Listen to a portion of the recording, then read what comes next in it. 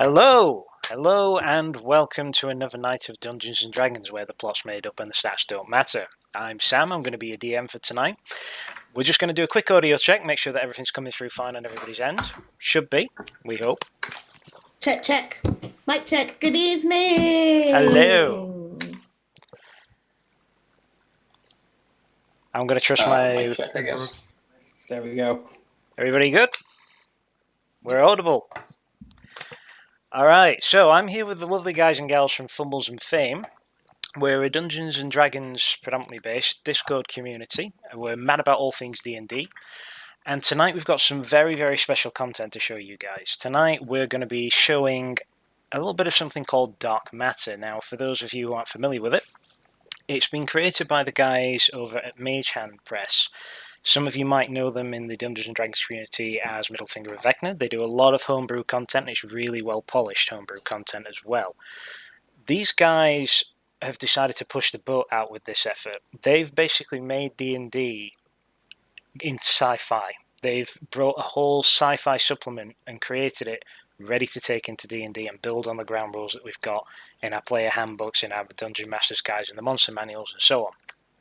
It looks brilliant. I took one look at it and it looks super exciting. It's the chance to play out your Jedi Knight fantasies in D&D. It's the chance to play out your Space Marine fantasies. It's the chance to play the Federation Starfleet Commander and have the ship and have the whole section of rules, the lot. It looks mint, and you're going to see a lot of that content showcased tonight because the guys at Mage Hand Press have been kind enough to let us have a quick teaser of it, and we're going to share it with you guys here tonight. You also have the chance tonight to win prizes.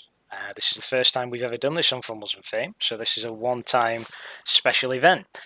What we're going to be doing, we're going to be asking you guys to help us advertise this stream and to advertise a Kickstarter that Mage Hand Press are doing to try and get the funding that they need to get this Dark Matter supplement created and out there. Now, they're doing really, really well on that Kickstarter, but they're always after more funding to keep hitting the various goals that they've got in plan. We here at Fumbles and Fame want you to do two very simple things, or one very simple thing, depending on who you are and where you're coming from. If you're a Fumbles and Fame member, it's very, very simple to enter our prize draw giveaway. Your name will get added to a list. All I need you to do is in the Twitch chat, if you are a Fumbles and Fame member, please put your Discord tag, as we would know you by in the Fumbles and Fame community, into the Twitch chat. Dead simple, done.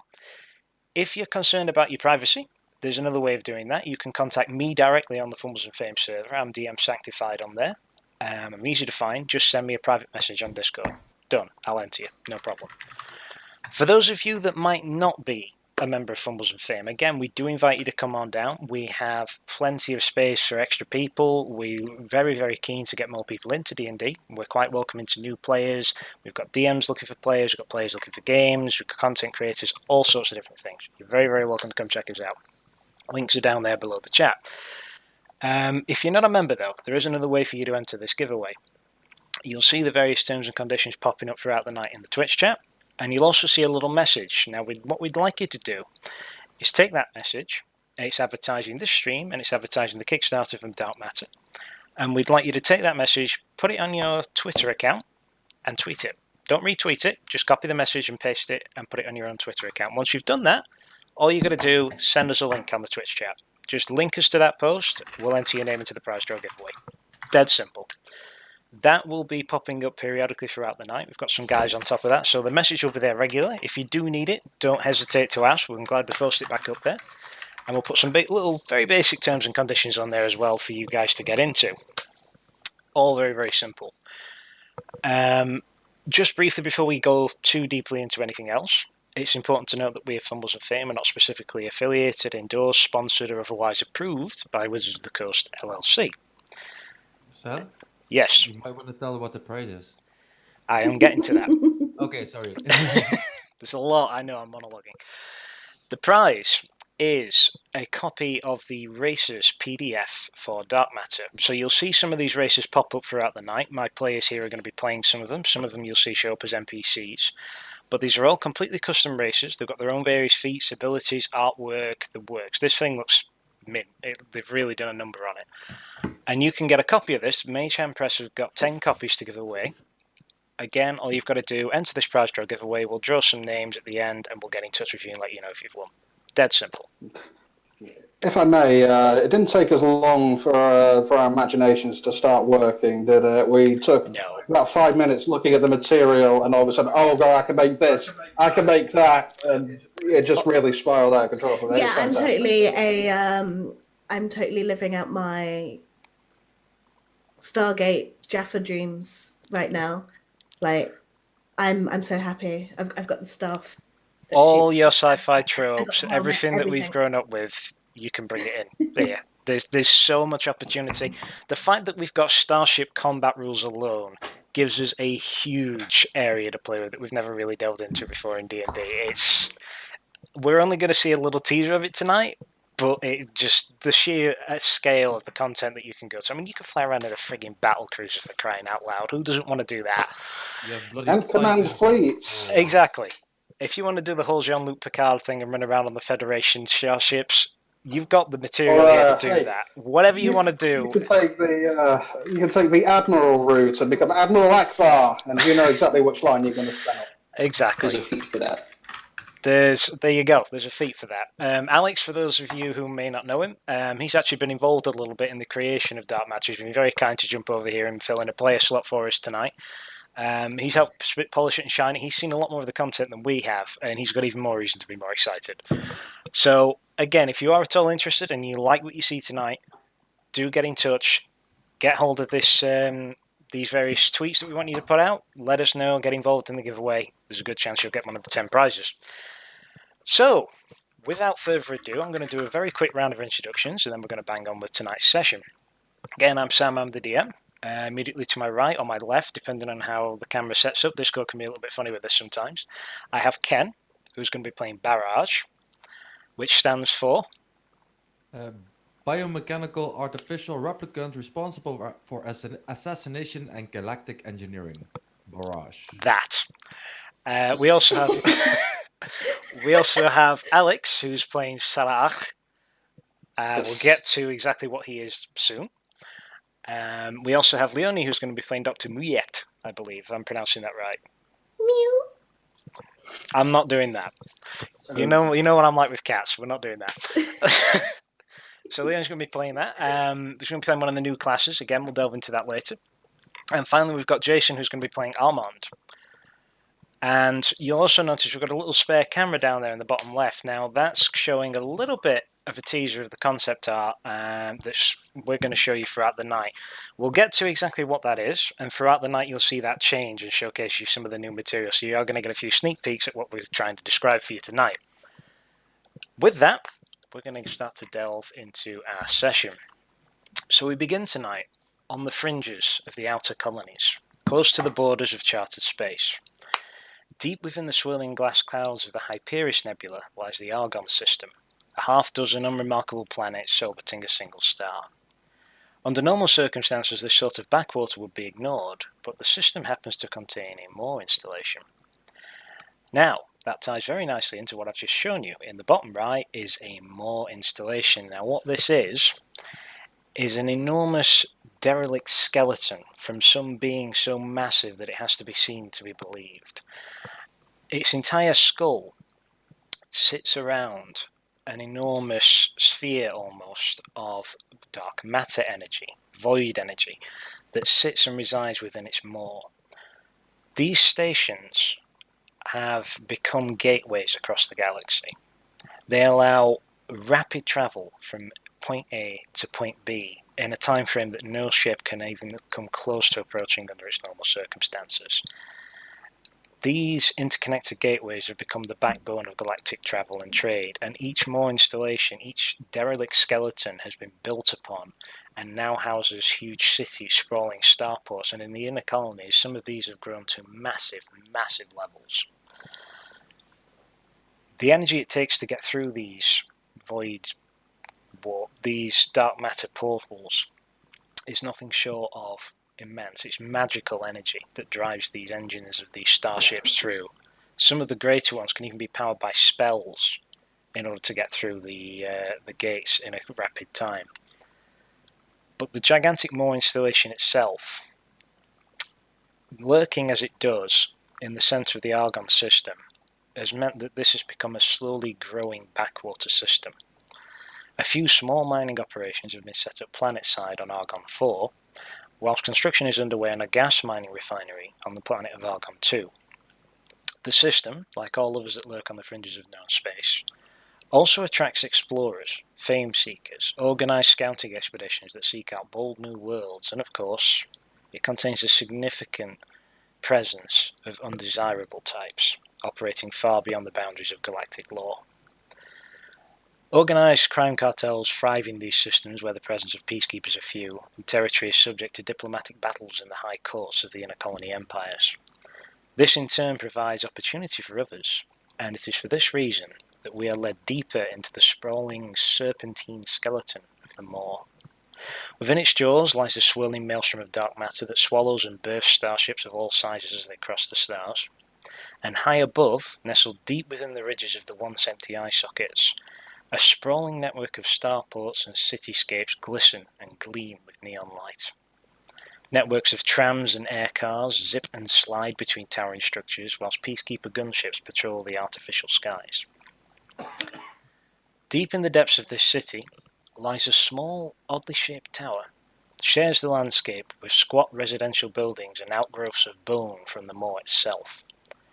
The crest of the tower is shaped almost like a spiral mollusk shell, and a crimson sign hangs across its outer facade. Red Ruin, it declares. On the upper floors of this tower we find a monstrously large being seated behind a desk that is clearly far too small for his frame. Encased in a bulky, armoured environmental suit, the figure appears to be studying a handful of data pads intently. As the minutes tick by, he slowly sifts through them, the silence broken only by the creaking of the metal exoframe as he moves. Eventually, a muted ping sounds from somewhere within the armoured shell, and the enormous Nautilid, as you would recognise him to be, puts down his datapad and tilts his head slightly to one side. Red Ruin, M117 local. You've heard him utter this greeting a number of times in the hours that you've been here. But as he mutters and listens to his conversation, and finally comes to an end, he gestures to the 5 people sitting across the room from him. Specifically, he gestures to Salak and beckons him to come closer.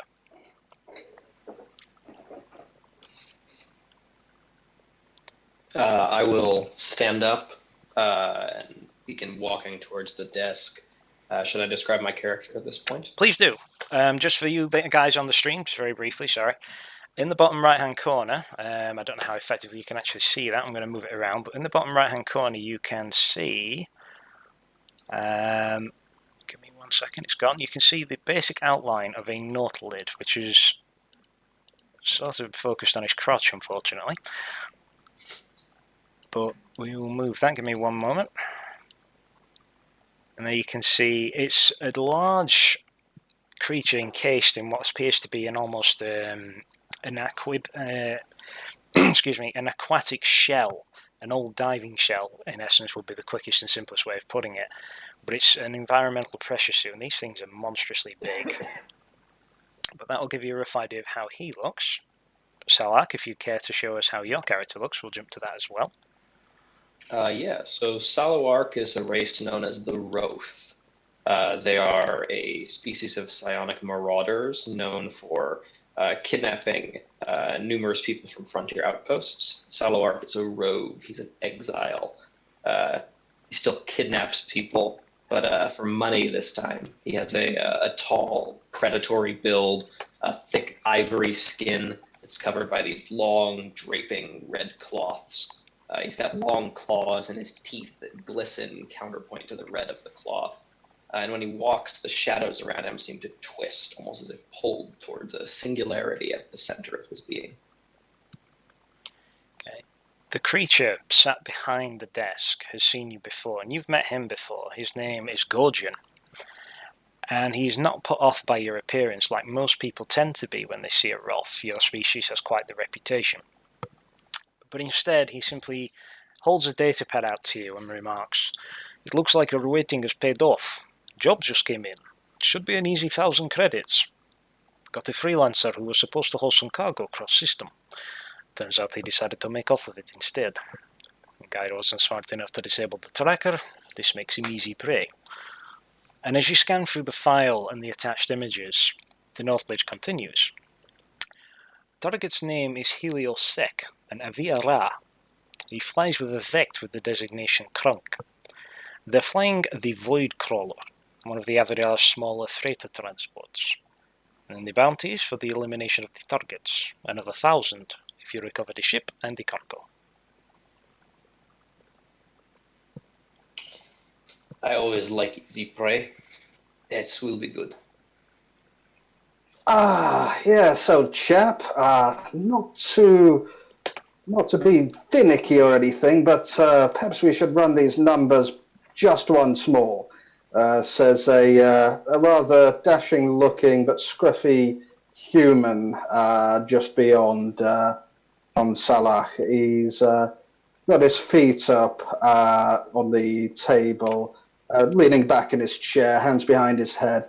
You see quite a standard spacer outfit with a brown leather jacket over a sturdy, practical nanofiber vest, with cargo pants and mucky, oily boots up on the table. He smiles, his lip framed with a nice bushy moustache, and he just flicks a mop of shiny light hair out of his eyes. He says, "Surely you mean that per person?" I can only offer what the company is offering. You know this. 1,000 come gold is a on. lot more than you normally get in these backwaters. But these contracts are always open to negotiation, surely, old chap. I mean, we're all reasonable gents here. The Northlip begins to rise out of its seat, and it rises, and it rises. And you see that this guy has been employed not so much for his administrative prowess, but more as a deterrent in case of pay disputes. But he holds your hand up, and he reaches for his comlink, as you presume, and you hear muffled conversation coming from the inside of his exosuit. I need you to make me a persuasion roll.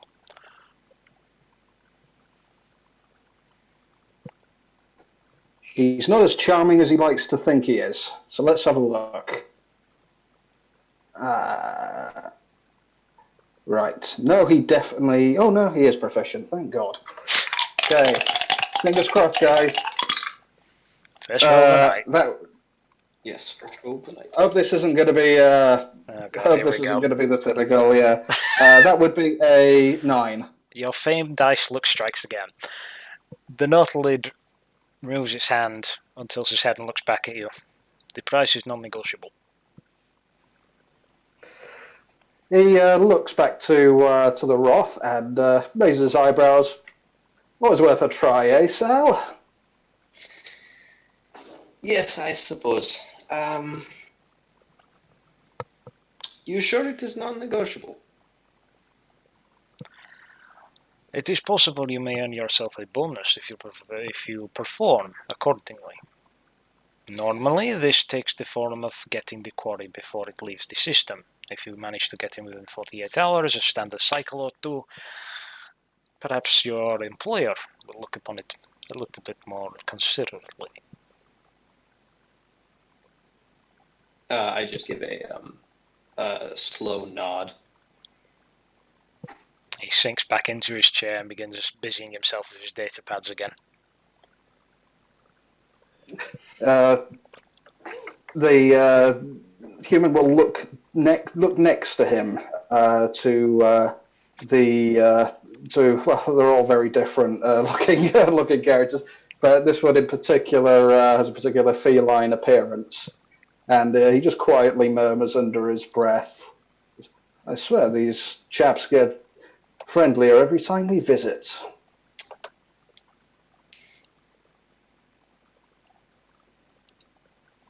Your mic's muted. She's having technical difficulties, apparently. Okay. Okay. We'll come back to that. Yeah. Just very briefly there in the images in the bottom right, you can see a snippet of an Aviara, which is what the guys have just been given a bounty to go and find. It's a race of bird-like men, almost bipedal creatures, that have a long-standing history of ancient empires and a smug superiority complex, generally on the whole. And they're also sun worshippers and have spent a long time attempting to spread this religion galaxy-wide. They come in a variety of various shapes and sizes. It's not just the typical hawkmen that you would see. These are birds. They cover a very wide spectrum. But the character in question that Armand is referring to is an offshoot of the Vera, and it's a feline version. They're a sub-race almost within the Avira hierarchy. But they do exist, though they are rather rare.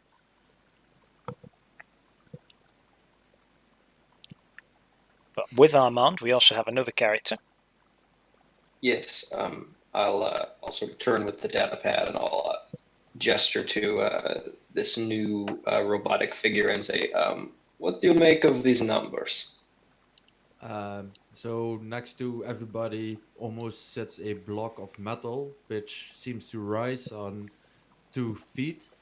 Imagine a combination of a mech warrior, so the bipedal creature, bipedal robotic creature with like no real arms or facial features to it. What you do notice is that sometimes some gears and gadgets seem to whirl and turn in this entire big block of machinery. There is some sort of facial interface that you could maybe relate to the robot from Lost in Space, the Netflix series. A little bit of the more of a colorful matrix that you can sort of sense emotion or feeling out of if there is any than anything else. Um, he just steps up. He picks up this a arm comes out of one of the sides, picks up this data pad and sticks the data pad in a slot within himself somewhere, and he starts analyzing the data. So he hasn't said any a single word. He just picks up the data pad and inserts it into himself to record the data for one in himself and yeah, to do some additional calculations and information gathering on it. Okay, for reference, for those of you watching, Ken is playing Barrage. He's playing a Vect, which is a race of creatures that were once golems. They were once constructs, but they have managed to gain sentience somewhere over the millennia. And although they are still built in factories, these very much are creatures that have a soul, they have a being, they have a certain physicality and sentience to them. Again, they do come in a wide variety of shapes and sizes. The forges are far from uniform, and they do churn out a number of various different types of Vect. Barrage is a little bit more unusual than most, I've no doubt. Yeah, but we'll get to that when the time is Yes, right. yes, we will. It's basically not visible at all at the moment.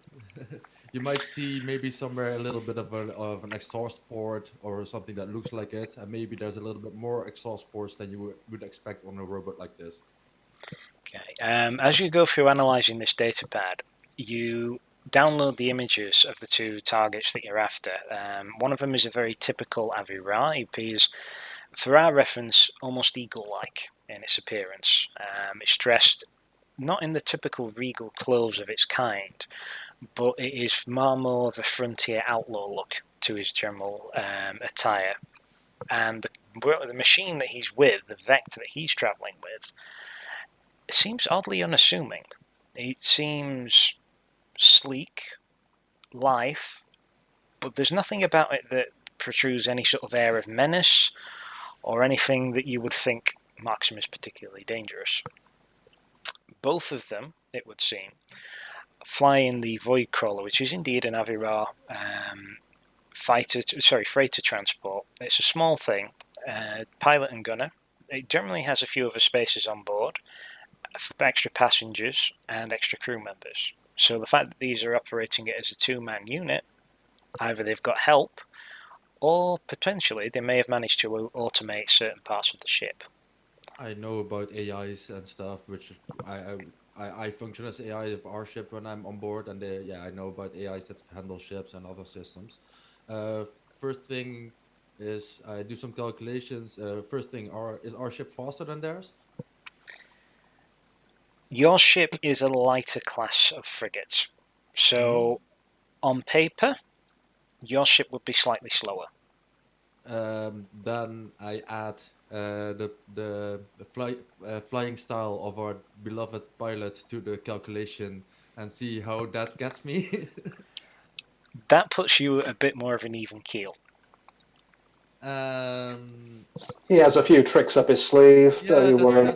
that's why I add this to calculations, right? Um, and would there be a good way for us that I can find maybe an alternative route, maybe a short maneuver somewhere that we could take to catch them up before they leave the system? Because uh, I'm listening, and the sound of more money means the sound of more metal to strap onto myself. Before you start making too many calculations on that front, you do notice that the tracker that is implanted in their ship isn't moving, and it is in fact present on the nearby planet of Argon 4. Okay. They appear to, at the moment at least, have made landfall and aren't moving at all. Good to know. Okay. I'm going to take this opportunity to let us know that we have a cheers from Renee, one of our Splendid. admin at Fumbles and Cheers, Ren. Fame. And if you're still wondering, what's this cheers? While you're watching, you are gaining XP. And you can spend that XP on various redemptions, all for free. All that you need to do is spend your time watching. You can give us advantage, disadvantage, and many other cool things. And you can give me advantage as well. Please don't do that then. Would you like to introduce your character, seeing as you've now got your, hopefully, No, I'm No? good. I'll wait till the appropriate? robot Okay. finish. Yeah, That's something fine. more appropriate. Just stick me in the med bay. I'm good. Alex, I think you were, sorry, Saluk, I think you were asking something? Yeah, I asked him how the numbers looked, if we were, faster or slower, how easily we could catch up. I give you the data pad, and basically I haven't communicated yet. There's a summary of the details I found just now. Ship speed, comparative ship speed, current location. Those things will be reported back to you on the data pad now. Oh, there's only so much a calculator can tell you. Means As soon maybe as you other say charge that, the as soon as you say that, outside of the top, a little chute opens up, and there's a gun pointed at your face, just for out of nothing. And clearly used to such things, but he just says, I'm merely saying all we can do is ramp up the dark matter engines, but mind you, last time that happened, I suppose we don't want to burn through our bonus again, do we?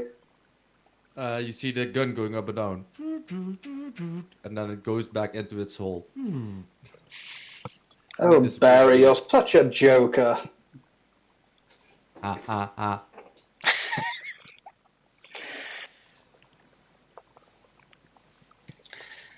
Don't forget, I can overcharge the engines if needed. If we really need to catch up. And with yours truly at the helm, how can we possibly fail? I like our chances. Well then, Sal, what say we hie us to the ship and take off? Yes, the sooner the better. Yeah, the sooner we catch them, the sooner we get paid. We all like getting paid. Yes, indeed we do. The one thing we can agree on. Well, anyway, I'm sick of the stink in this place. God knows I wouldn't touch anything in the bars. Sticky floors.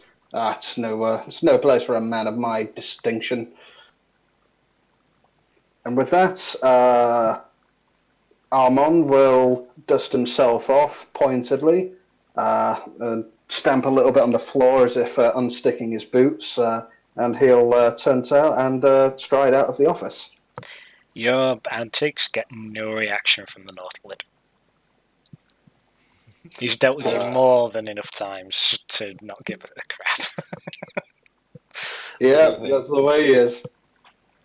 I'll give a little bit of a sigh instead. I'm gonna click my little larger clawed toes on the ground in irritation before walking after him. As soon as the captain walks out, I'm right next to him. I'm like a perfect, like 2 feet to the right of him, to the left of him, wherever he wants me. I thought you were going to say 2 foot tall. I had a great mental image there. No, I'm bigger. I'm like at least if I'm as soon as I reach get on my feet, I'm at least like 6.5, 7 feet tall. That's fine. I just picture BB-8 in Armageddon mode. I don't know why. When all systems are out, I'm big. All right. For the sake of it, Dr. Muyet, I'm going to say that you're on the ship, waiting for the guys. Should make life easier. So you guys leave the tower.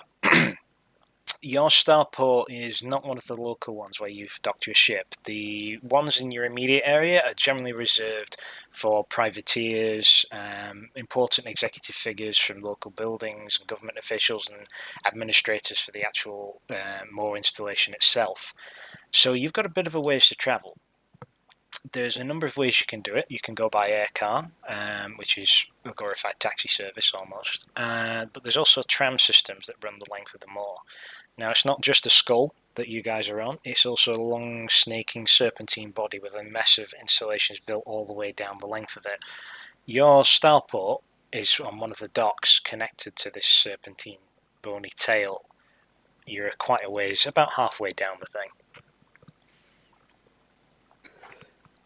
Well, Armand will actually go straight to the air car. I'll take one look at the tram terminal and be like, public transport, are you joking?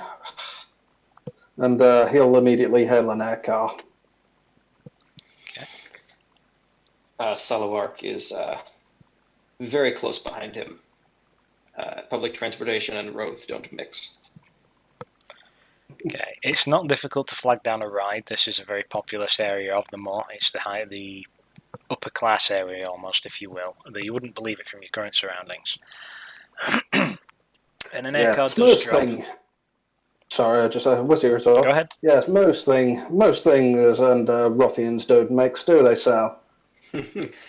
No, that is true. Although I did know one once who, ironically, did mix a very nice cocktail. I have to introduce you to him sometime. Awfully pleasant chap. Probably use the brain juice. Ah, well, that's the last time I step into a Rothian bar. This like giant toothy grin just sort of spreads over Salawark's face. He just keeps walking. The facial coloring changes a little bit to yellowish color, and from where my mouth could be, a little bit of oil spurts out, and then you hear "aha." Oh, this is going to be good. And I point at Ahmad.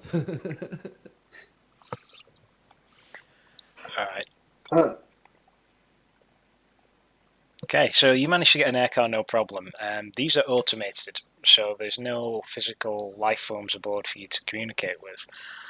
It's a very small, tightly packed console at the front, and the whole back area just opens up with a pair of side doors, wing doors, gull doors, whatever you want to call them, and more than enough space for the three of you to get inside. An automated voice rings through the speakers and asks, "Destination?" Without them even speaking, I use my what's the thing called again? Technomancy, with which I can interface up to 30 yards with open public interfaces and technical machinery that's not locked down, and I'll just program the destination and straight away. No problem. I've seen this happen. So, I'm not going to let you go that easily.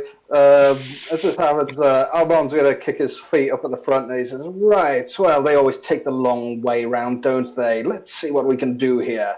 And he'll bring out his hacking terminal.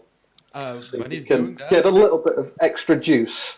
I want to help him actually with that, because I will connect my systems with my own hacking terminal as well, and I'll give him help with getting control of this vehicle, because this seems like more fun. Go for I it. will simply just Since sit this- back and watch. You're used to these antics. So to this, Albon's actually going to shoot Barrage a bit of an annoyed glance and just mutter, It's like having a dog jump into bed with you. All right, go ahead and give me some hacking skill check. Okay, let's do this. Right.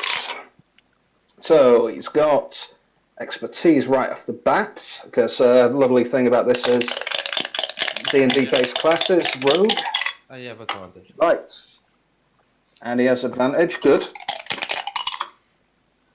Okay, that's a bit better. Right, so that will be a 16 plus, let me see, plus the 4 and a 3 for his intelligence. So yeah, that would be 23. 20, yeah, 23. More than enough. This is public transportation. This is child's play. Between the two of you, you barely has the word destination got out of this tinny speaker before the gold doors suddenly slam shut, and it accelerates from 0 to 60 in the blink of an eye. Within moments, you are zipping through the star lanes. You're hearing a lot of complaints from other drivers in the forms of blaring lights and alarms, but you guys are streaking through it, guided as much by your practical hacking expertise, excuse me, as Barrage's interface. And you guys, sorry, go ahead. One thing while doing this, you'll hear a thing rattling and making some noise within Barrage, and you hear the sound of a old-fashioned click of a cassette recorder that's currently also connected to the speakers of the car itself. And out of the speakers and outside of the boombox that's built in Barrage itself, now sounds on a very high volume Highway to Hell. Brilliant. This being the future, it's the techno punk version. So, yeah. So you guys streak through the star lanes like someone's lit a rocket. And what would normally have taken you maybe 2 hours under the normal legal limits of the speed that these things are designed to go at, you guys managed to do in under half the time. And you arrive at a starport. It's difficult to do a screeching halt in space, but if you could, you would imagine this would be the perfect stop for it. You actually struggle a little bit as the G-forces pull you guys forward as the car comes to such an abrupt halt. And again, the gull-wing doors slide open, and you are in front of your ship on a remote docking platform, one in a chain of many going all the way down the serpentine spine of the moor. Now, I'm going to ask you guys, what does your ship look like?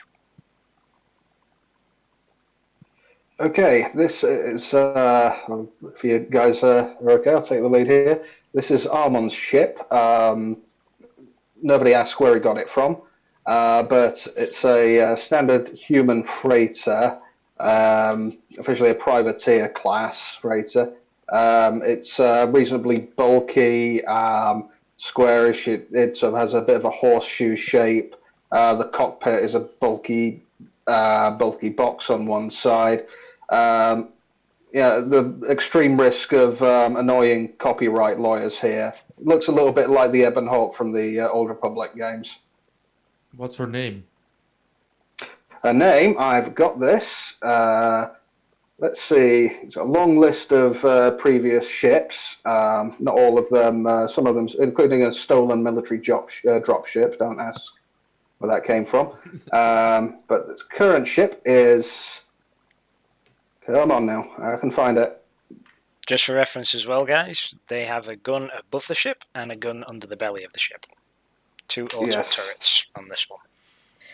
And I'll use this opportunity while Jason is looking for that to let you know, Sam, that you have 2 DM advantages, and I have noted down the names of those advantage givers, and a swift justice will be executed soon. Okay. Loving it. And this will the ship is called the Aurora 2. Somebody asked him one time why it's called the Aurora 2, and he will tell you. Splendid stuff. I'm going to say a quick thank you to the guys who've given me those advantages. I shall put them to good use. So as you guys approach the ship and you go up the docking ramp, you will meet with the final member of your crew, who's currently in... Where are you? What part of the ship are you in? The sick bay. Sick bay. Let's have a quick description. Okay, so in this meticulous, very clean and stark medical bay, there is a very unusual creature standing there. It's long and silhouette, standing at actually 10 feet tall. It's in a very ornate blue and gold armor. It actually has this ridiculously oversized helmet that's shaped like a cat. And this creature is adjusting tools into their very particular place. They even have like outlines where they belong. And they're doing this one by one, making sure they're absolutely perfectly aligned. And then there's a glass beaker on the side. And this creature looks at this glass beaker, and a clawed hand goes up to it. And then they just gently bat it off the side.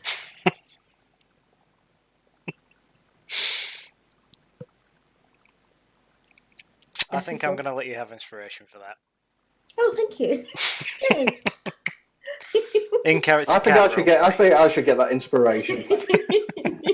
Your idea. No, the idea was mine. And you said make it a glass beaker. I'll have you know, we had this conversation earlier. I have screenshot. Into this medical bay will stride Armand, and he busy taking off his jacket as he gets in. He says, "Hello then, Dr. Kitty. How fares things in the medical universe?" And this very large creature turns, and it has like big glowing eyes and its big golden and blue helmet, and that just seems to just start to fold away and collapse in itself, and it shrinks from 10 feet tall to just 7 foot, and beneath is a female tabaxi, which I am just going to call a Bastra. I've based this off, of course, the amazing Aviara characters that are in the Dark Matter book. But again, open to homebrewing. Yes, open to homebrewing. You can do anything you want. Anyway, this is D&D after all. She turns to the doctor and she goes, "Do we have a new hunt?"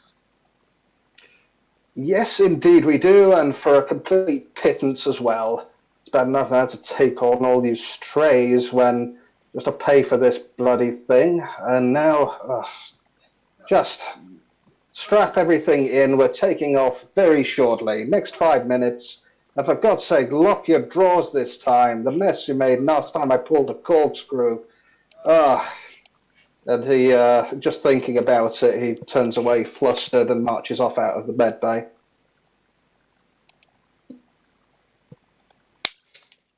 Saloark is already in the bridge. He's just sort of programming in directions and making sure the ship's logistics are ready to go, with the assistance, of course, of Barrage, who specializes in this.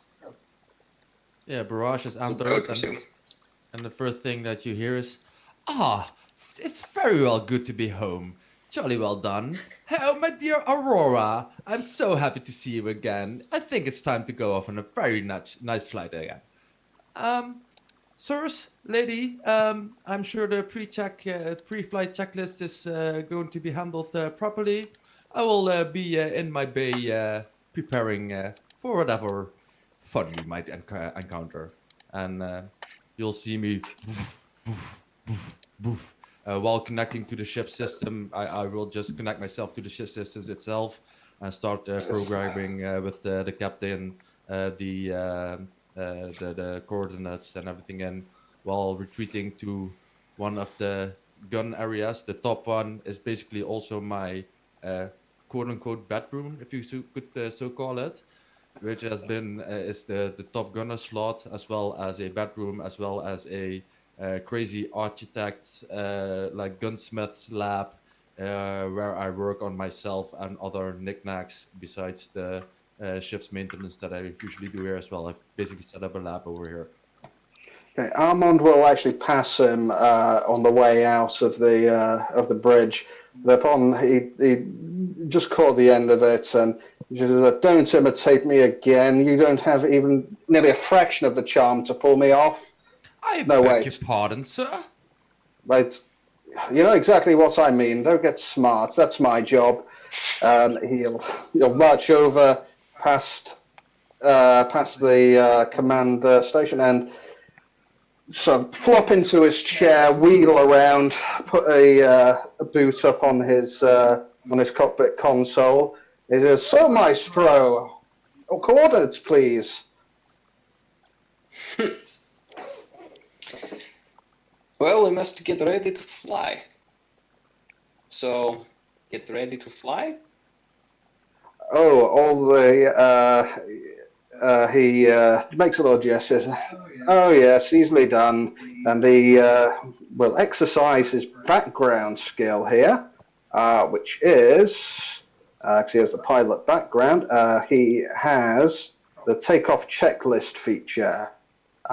Your many hours of flying experience mean that all the standard checks and preparations involved in launching or docking a ship are firmly ingrained into your mind. Any simple maneuvers you undertake while piloting a ship make much quicker and smoother with no risk of mishap. So he's still leaning back with a foot up, and he's flicking, not even looking, but surrounded by instruments, switches, blinking lights, and he's just flicking them all by instinct, one after another. There's a shields up, buffers engaged, dampeners done, music set to smooth jazz, and Barrage setting up another cassette recorder that he has within him, set to smooth jazz, connected to the ship system, starting to play smooth jazz. yeah. So they well, actually, we'll say careless whisper. Yeah, Oh, definitely. nice. Let's just say the careless whisper comes on as the ship starts to move and emerge slowly out and out into space. I'm going to stop you there, because although you can prepare your ship and get it ready very quickly, More Control is famously slow when you're in a hurry. And true to their normal routines, it's a good 10 minutes before you can receive clearance to leave the starport. Oh no, this won't do. Every minute matters. He was on receiving the delay. Let's see what we can do here. Let's see. Oh, Barry, would it be possible to connect remotely to the traffic control systems? Very well, sir. And you'll just see a blip coming up. He looks behind him at Salah. He'll basically say, "With your permission, Captain." Right ahead. Everyone raise your glasses for Boon Doctor. Cheers. Cheers. Mine's empty, but sure. Oh, no, it isn't. I've got some. Mine's Cheers. invisible. I need to add some rum to mine. Oh, that'd be nice. And just to let you know, DM, that DM Ben is bringing balance to the dark matter. Yeah, I like that. By giving you DM disadvantage. Okay. I see how it is. Friends and enemies. You're not the only one making lists. Excellent. So, would it be possible then, DM, to using the ship's computers to try and infiltrate traffic control systems to give them a little bit of a jump on the queue? You can make a go of it. I'll of course try to help with that. Go ahead and roll it with advantage. That's exactly what he hired me, for instance, for. So. I think that's a 19. So that's actually a 26 right off the bat. Didn't need the advantage. Nice. That is enough. More Control is... Sorry, go on. Was that a natural 20? No. Okay, never mind that. For those of you watching, natural 20s get you bonus XP that you can use to buy things like advantage and disadvantage. But it's more than enough. This is More Control. It is generally a lot stricter and more security conscious than some of the outlying starports and planet-side control systems would be. But you still manage to get your way through this. You and Barrage have worked together enough that you've got a special synergy almost in the way that you do things. And it's almost like you're preempting one another with what comes next. And within moments, you've managed to crack into the network system and jump your ship up in the queue. And all of a sudden, you get a burbling voice coming over the comm. Excuse me, what was the name of the ship? The Aurora 2, is that right? Yep. Yes. That's right. Yeah, you hear a burbling over the comm, and then Aurora 2, you are cleared for takeoff. Of course we are, he says, beaming. And he gives a quick thumbs up to the captain and puts his foot on the, yanks down on the throttle and begins to make his way out. Okay. The ascent from Moore Installation 117, or M117 as it is known, is quick and brutal, but the compensators have been built to handle it, they've been tweaked to handle it, and this is hardly the first time aboard a starship for any of you. So you rocket into the stars, and you leave the Moore behind, staying high above the skull that, as usual, is swarmed with intra-system traffic. You set in a course to Argon 4, it's something that you could do blindfolded, and you have about 6 hours of travel at sublight speeds ahead of you before you begin to reach the outer rims of the planet.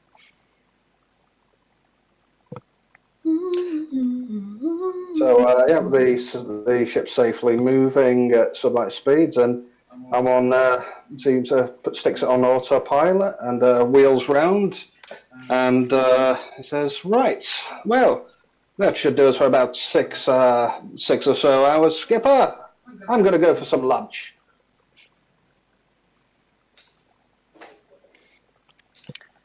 I would say that, Barrage, if you take the time to study the document you've been given, it might be a good time to read up on Argon 4.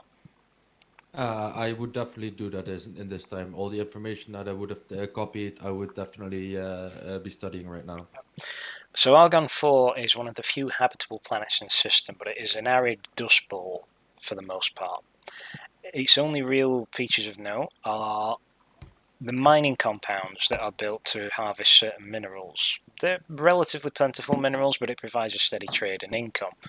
They've got a few starports built on various hemispheres of the planet. By the time you get there, you'll be in the Western Hemisphere. But first, there's the asteroid field that runs around the... it's a single ring of asteroids that runs around the exterior of the planet. And the only other thing of note on the surface is that it tends to be hit with violent and sudden sandstorms very, very frequently.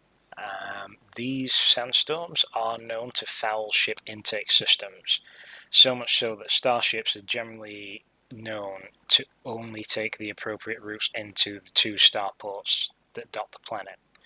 Anything else is generally viewed as a suicide risk, due to the sudden and violent nature of these sandstorms causing starships to plummet to a fiery death.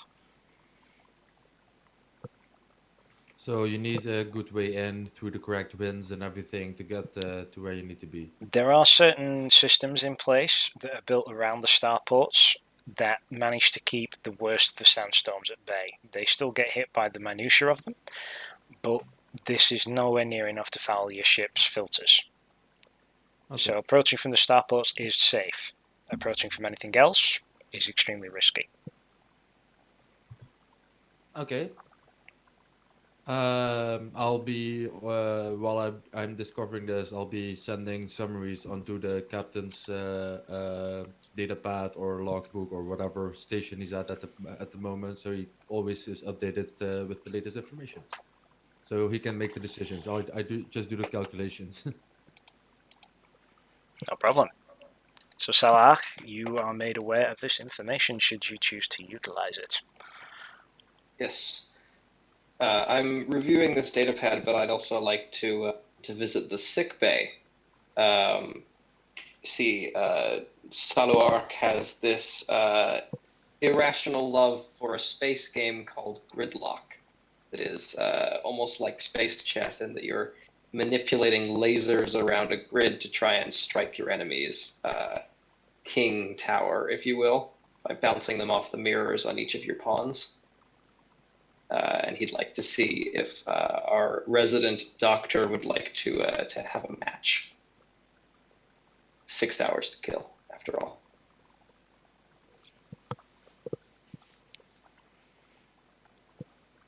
And you coming down or what? Yes. I'm pretty sure he did say. Oh, sorry. Over to you. Oh, sweet. Oh, sorry. Right. So I assume you enter the med bay, and your resident doctor turns to you. She's still in her full gear, and as you know, Captain, she is a warrior. She's a combat medic. That's what she specializes in. So she turns to you, and she tilts her head, and her ear flicks, and she's you hear a little trill of. She says, Captain, can I assist you in any way? Are you feeling unwell? I have an itch to maybe someday defeat you. Ah, this again, Captain. Well, choose your weapon. I will choose red, which doesn't matter. It's just Of course not, because I will beat you either way. Oh, just for your information, I'm hooked into the systems, the ship system, so I'm seeing and hearing everything of everything that's happening. You guys know about this. It's it doesn't matter what color I choose. She's gonna thrash me. He's awful at this game. On that note, can I have just straight up intelligence checks from both of you?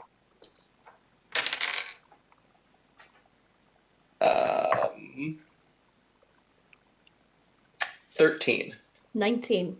Yeah, she thrashed you. Figured. This is as you've seen it many, many times before. She somehow mounts this particular type of defense that you still don't know how to combat.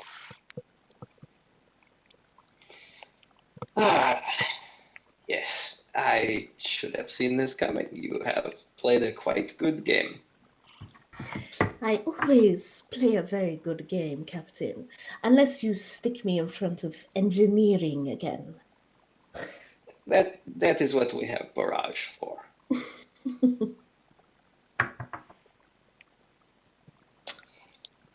Yeah, she's not one for many words. She's very to the point. Neither is Saluark. But quite happy to Let the figures in the play. game do the talking. Yeah, they let the game as do an the entire talking. crew. I like that a bit. You know, we all have our own thing to do. While we're together, we do our thing well. When we're on a ship, we have our own function and our own thing to do. You know, it works. Absolutely. There's a lot more of that to be shown very soon. Are you guys doing anything else before you approach the planet? So I did send you a message, but I don't think you can see it. I can't, not where the stream's going. Okay, I'm just going to let you know because I want to know your thoughts on it. So we have a random easy encounter from GM Ben. He says, "Space pirates, anyone?"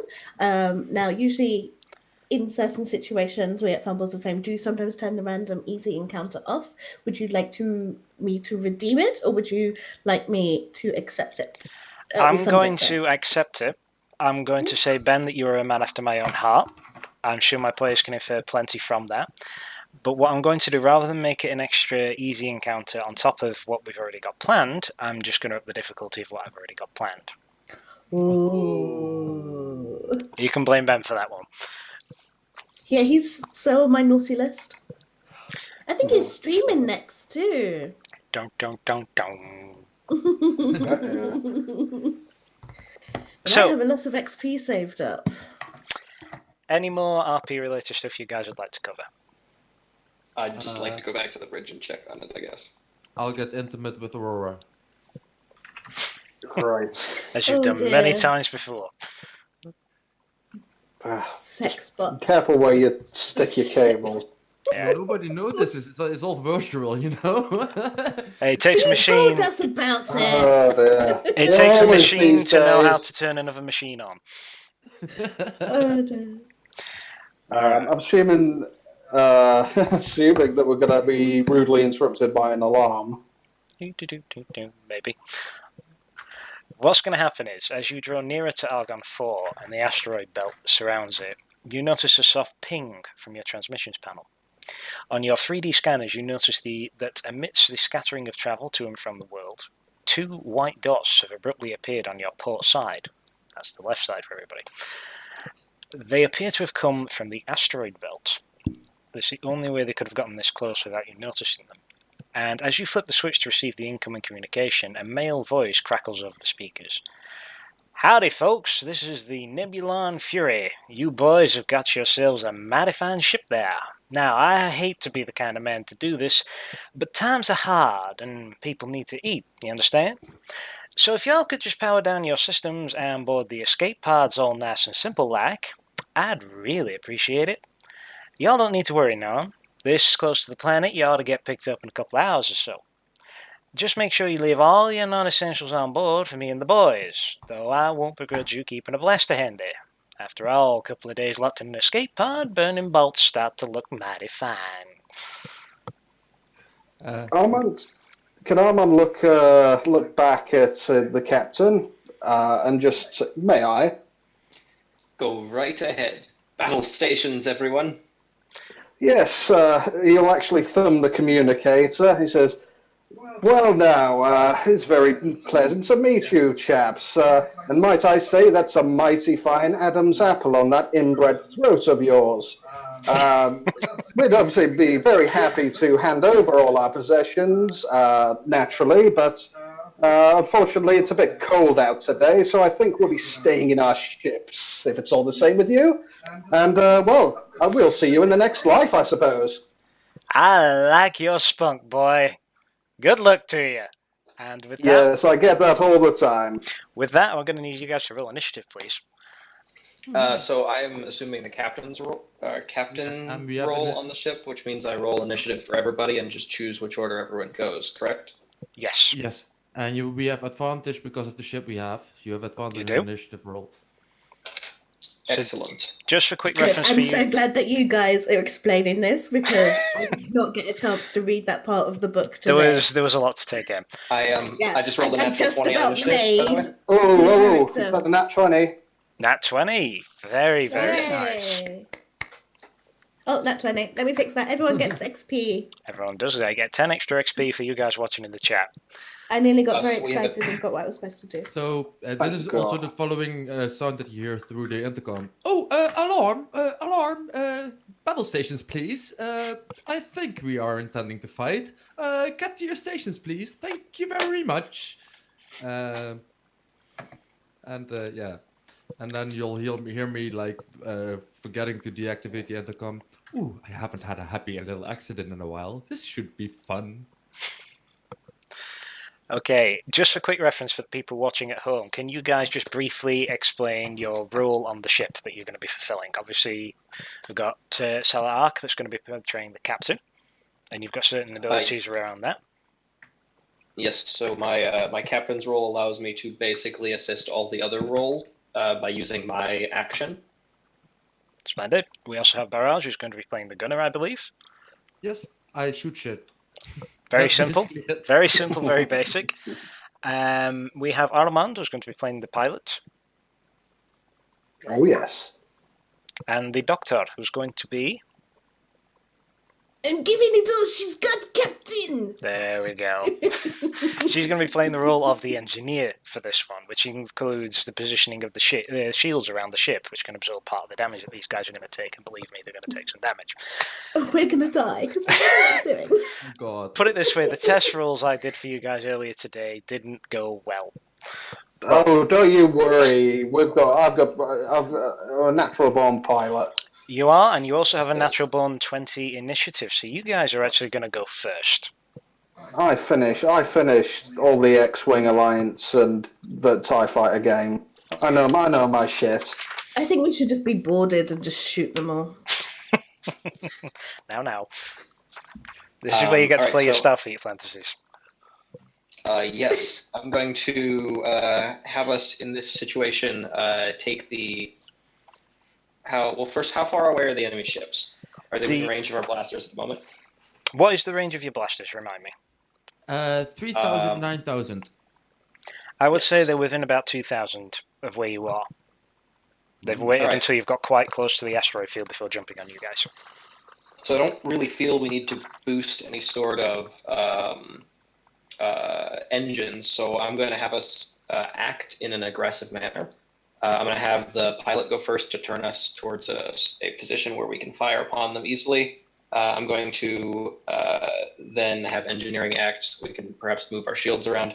And I myself am going to take the fire at will action to declare a barrage to allow our gunner here to make an attack right away. Splendid stuff. You see 2 targets at the moment. One of them is an Aviator Ra fighter, and the other one appears to be a human fighter. Just to give you an idea what you guys are facing. Barrage, you get to make an attack. I will not fire until I hear a target from the captain. You may fire at will. Then I will fire at the one that has the maybe the least amount of armor that I might know from my ship's knowledge. You know that fighters are generally one of the same for the most part. There's not a great deal of difference between these 2 ships as far as you're aware. But this is the outer fringes, they may have been modified. Alright, so but they should basically be quote unquote the same between them. In theory. Okay. You should fire at the Nebulon Fury for that guy's smart mouth. So you'll hear through the intercom, "Oh, what does this button do again?" And I'll press the button to fire a shot of auto turrets, which would be that would be my to hit a 22. That will strike your target. And that will do 3 dice, 8 mega damage. So mega damage is something that they add in this book. Which basically means you roll the dice and it gets multiplied by 100. Indeed it does. I think for the human ship it's 3d6 if I remember rightly. Yeah, and we had tweaked weapons because of what we discussed in the. It was a 3d4 initially. It's a 3d6. Oh, sorry. Yeah, it's the other ship that we were talking about that had the buff. True. Yes. My bad. So 3d6. Yeah. Which would be 12 mega damage. 12 points of mega damage. So for those of you at home, the way mega damage works is very, very simple. It's nowhere near as daunting as it sounds. It is basically whatever hit points you would normally have, you times them by 100. Whatever damage you deal, you times that by 100. So Barrage has just dealt 12 points of mega damage. He's just dealt 1200 points of damage to this enemy fighter. Most damage I've ever done in the D&D game. Hooray! Is it can't boot that one. A little sad that I've dealt that much damage in a single round with character. Let's not go there. So Barrage swings the turret around. There's a steady of laser fire that spits out from this auto turret, streaks across the void of space and scores the side of the Nebulon Fury, sending a shower of sparks and play scattering into the void. And immediately the fighter begins to try and bank away from the shot. What are you guys doing next? The pilot. I think. Oh yeah, that was pilot action, right? Sorry, Captain. No, that was Captain Action immediately. Yeah, okay. Initiative order for this round is pilot, engineering, then gunner again. Okay. Okay. He's going to see the fighter peel off, but Armand's going to just calmly. He's sat upright, actually sat properly in his chair now. But he's calmly prodding away at his instruments, and he's saying, right, okay, they can't follow us all the way before they're intercepted. I'd say time might be on our side here. Let's see if we can give them a few sneaky tricks first. And he will pull evasive maneuvers for now, but he will actually slow their speed down. And try and match the speed, but he wants to try and close the distance to 1,000 feet. You can do that. So he's going to do that first, and he's going to pull off evasive maneuver. So until the until the beginning of our next turn, we have +4 bonus to AC, and because he has one of his pilot skills. We can fire our weapons while pulling off evasive maneuvers. Yeah, the privateer ship has an action for that. That's it, yeah. However, Barrage will first ask over the intercom because I think we can communicate sort of during our Yeah, initiative you order. can do Yeah. that. It's a Yes, little bit more absolutely. open than our normal rounds in D&D, right? In that matter. You can get through a few sentences and short commands, no problem. Okay, so I will ask, Captain, boarding command or fire at will? Fire at will. Pew pew.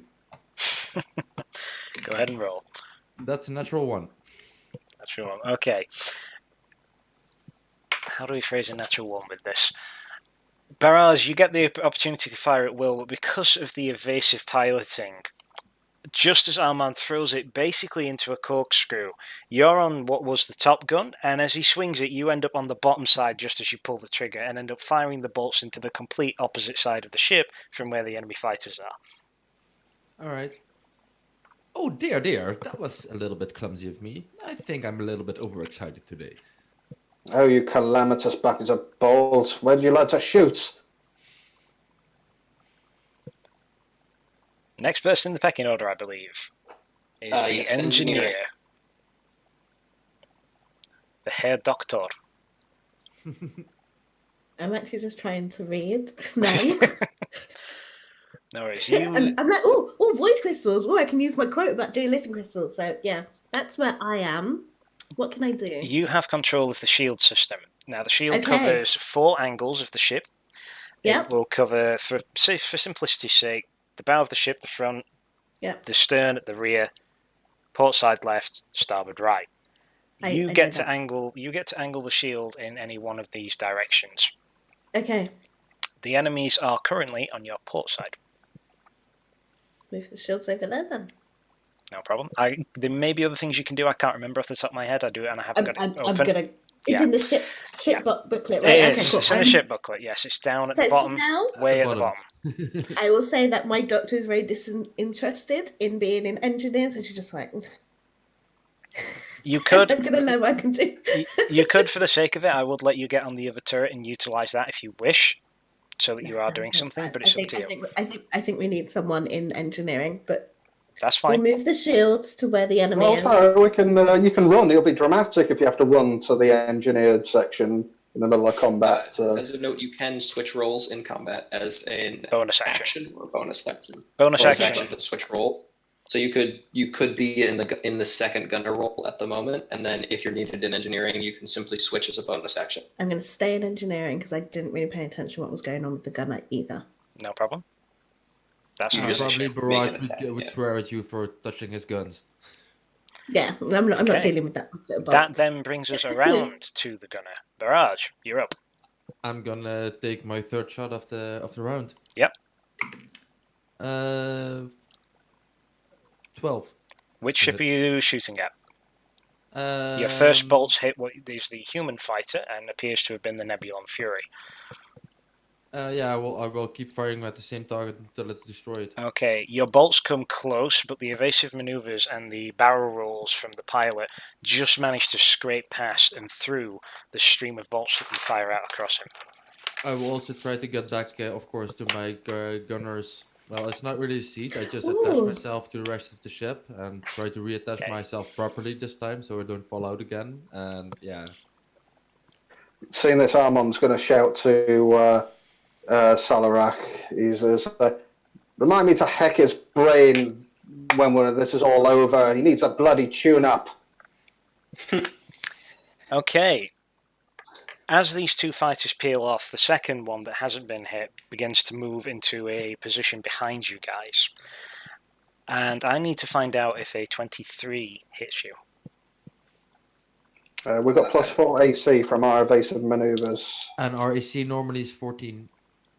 So it does hit. Okay. Oh, I want to do that. You can get to do it very, very soon. Whatever it is. You get a searing blast of energy from this fighter. It is not blaster bolts, but it's a scorching flame of plasma energy that strikes the rear of the ship. Because you've positioned the shield to the port side, it only manages to absorb half of the damage. So the shield has 8 points of damage. It absorbs 4 of the 16 points of damage that is dealt to your ship. Oof. Does it only absorb half? Because of its position, yes. If it was in the correct position, if it was covering the rear of the ship, which is where this fighter's just moved to, I would say that it would take the full damage. But I'm being generous and letting you guys get half. All right. Yeah. Okay. Okay? Just thinking how this. Yeah. Yeah, no problem. Second fighter comes up, and because of the damage that's been dealt to it, it's struggling a little bit. You can actually see smoke beginning to plume from the wingtip of this fighter that you've hit. And although it does release a barrage of bolts at you, it strikes out into the void behind the ship and misses completely. And with that, we're back to you guys. Captain, you're up. All right. In this case, I'm probably going to let, since I get to rearrange the initiative order of the members of our ship time, I'm going to choose engineering to go first. Okay. As we can perhaps, well, that's repairing the ship if we have a part that's damaged, but perhaps redirecting the shields would be prudent.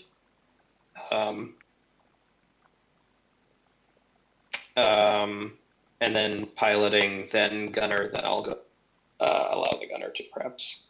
Okay. I'll go last and see what I need to do. All right. Because it's the start of your guys' first round, your shield does recover half of the hit points it has lost, I believe, or half of the full hit Half points. I can't remember total. which. Half Half total. the full hit points. Half total. There yes, we go. half Sorry. total. So you get back up to a full 8 points of shield, but it's up to you how you want to position it. The two fighters appear to be angling to get around your stern, the rear of the ship. So we took 12 points of damage in the end, right? Yes. Okay. So You've we're got at 12 points of hull damage. 34. But we're, yeah, we're Sorry, 34 now. 12,000 points of hull damage, according to the 12, mega damage. 12 mega damage. Yeah. 12 mega damage indeed. It's like those Japanese games where you get the increasingly thousands upon thousands of numbers showing up. Yeah. It feels good when you see it.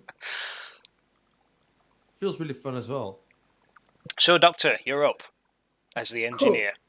So, in true engineer fashion, I can direct power Yes, you can. to Let's do various different systems. So, sorry, Flyboy, I'm directing power from the impulse engines, and they're going to go to the gunner. Ooh-hoo-hoo! Oh, now I know how Which it... means... Sorry, just reading. It's fine. As you can tell, viewers, we're still a little new to this system. You know what's Yeah, fun about this? You're actually trying to- if you invest power in the ship's engines, the movement increases by half. If you invest power in one of the ship's weapons, a gunner can make one additional attack using that weapon on their next turn. All right. Barrage, you've got 2 attacks at least for your next attempt. And can I still move the shields? Even though is directing power just an action? It is. I'm not 100% Directing power sure. is an action. Directing Okay. power is an action. Yeah, directing power is an action, and is moving the You can shield move the an shield action? as a bonus action. Okay, then as my bonus action, I will move the Shield shields. to the rear. Where are the... They're on the Okay. stern of the ship, so they're angling to get to the rear of the ship. But it's entirely possible the pilot might maneuver the ship so that they're on a different side. This is where communication comes in. Well, he Yes. can't move because I'm...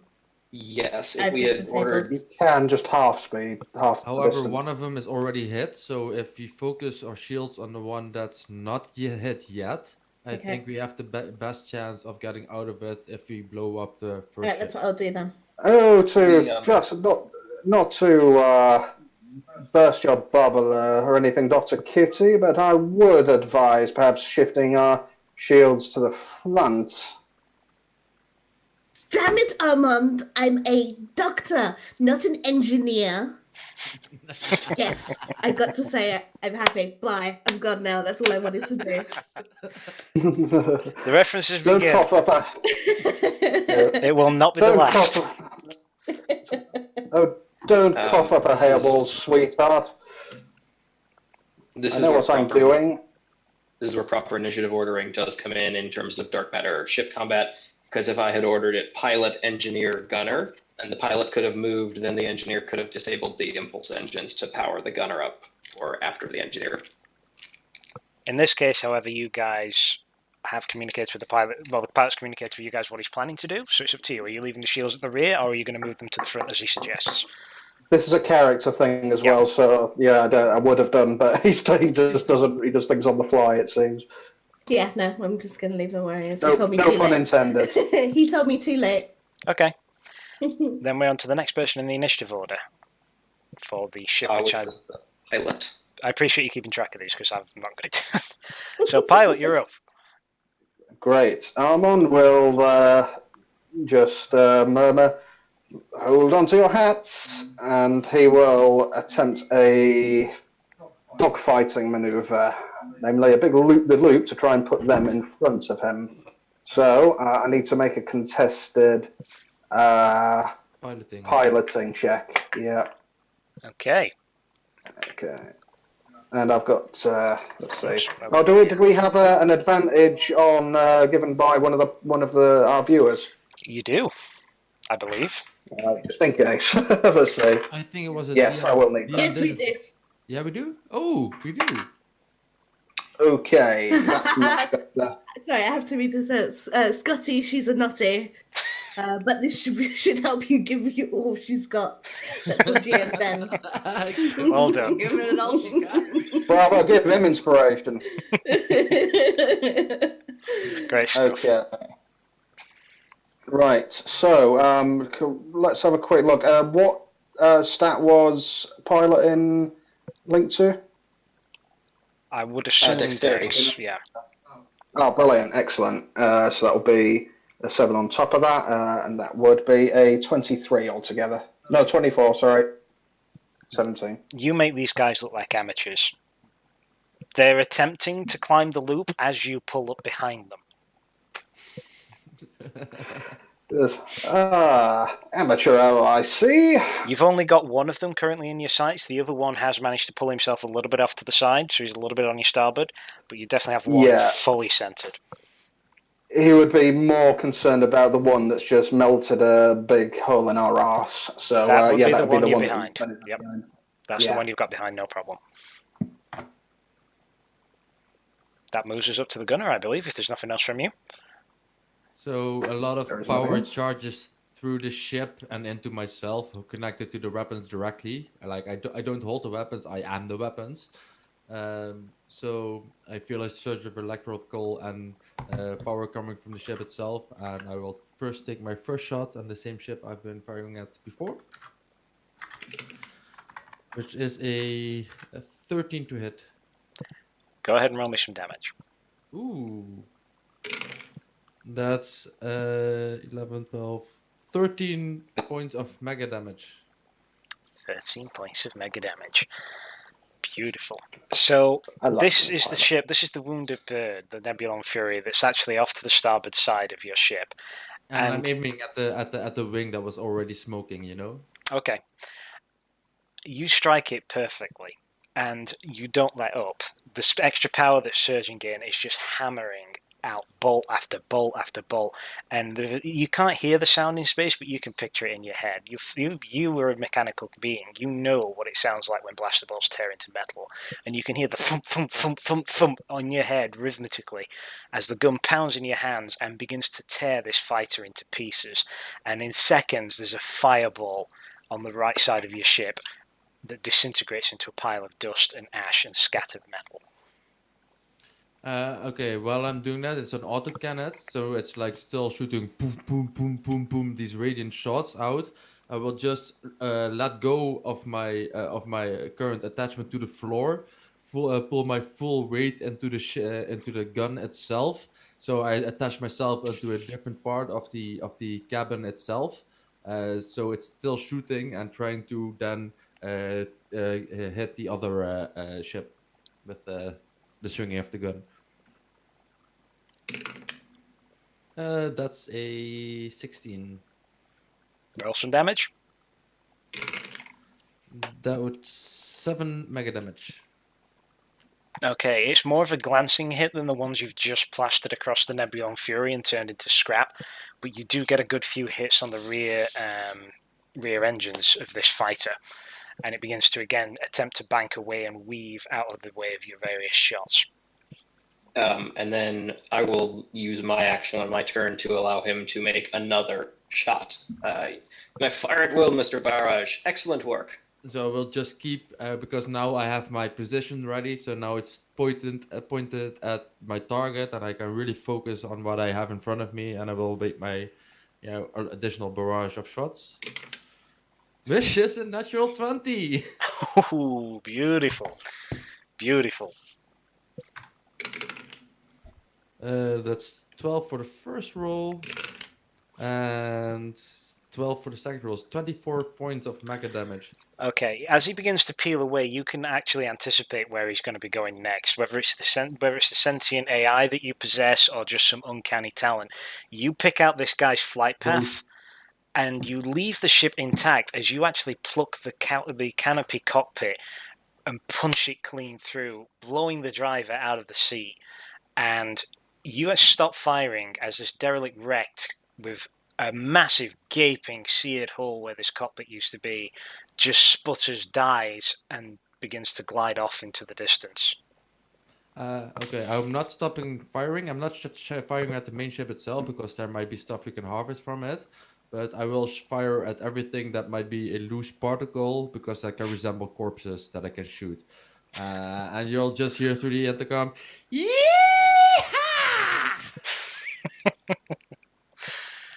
Wonderful. You guys are at our initiative. And at that, Armand will, that giant whooping, he said, I don't know who's worse, him or the pirates. Can we have a bio break? We can have a break. We will end it there briefly, and we will come back very, very shortly. We will return, and we will get more of this done. But you've had your little teaser of Starship Combat there. There's a lot more we can do with it. It's awesome. We'll be back very, very soon. Don't go anywhere.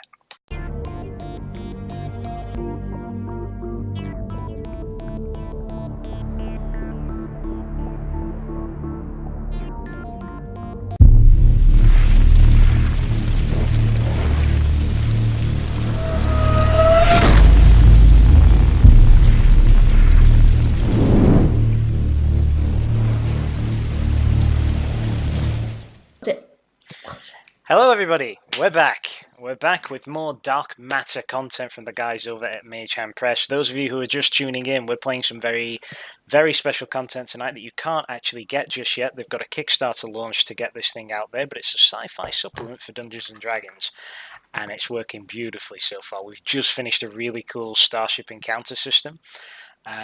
We've had a great time with that. It's the first time I think any of us, with one exception, has dealt over 12,000 points of damage in a single attack.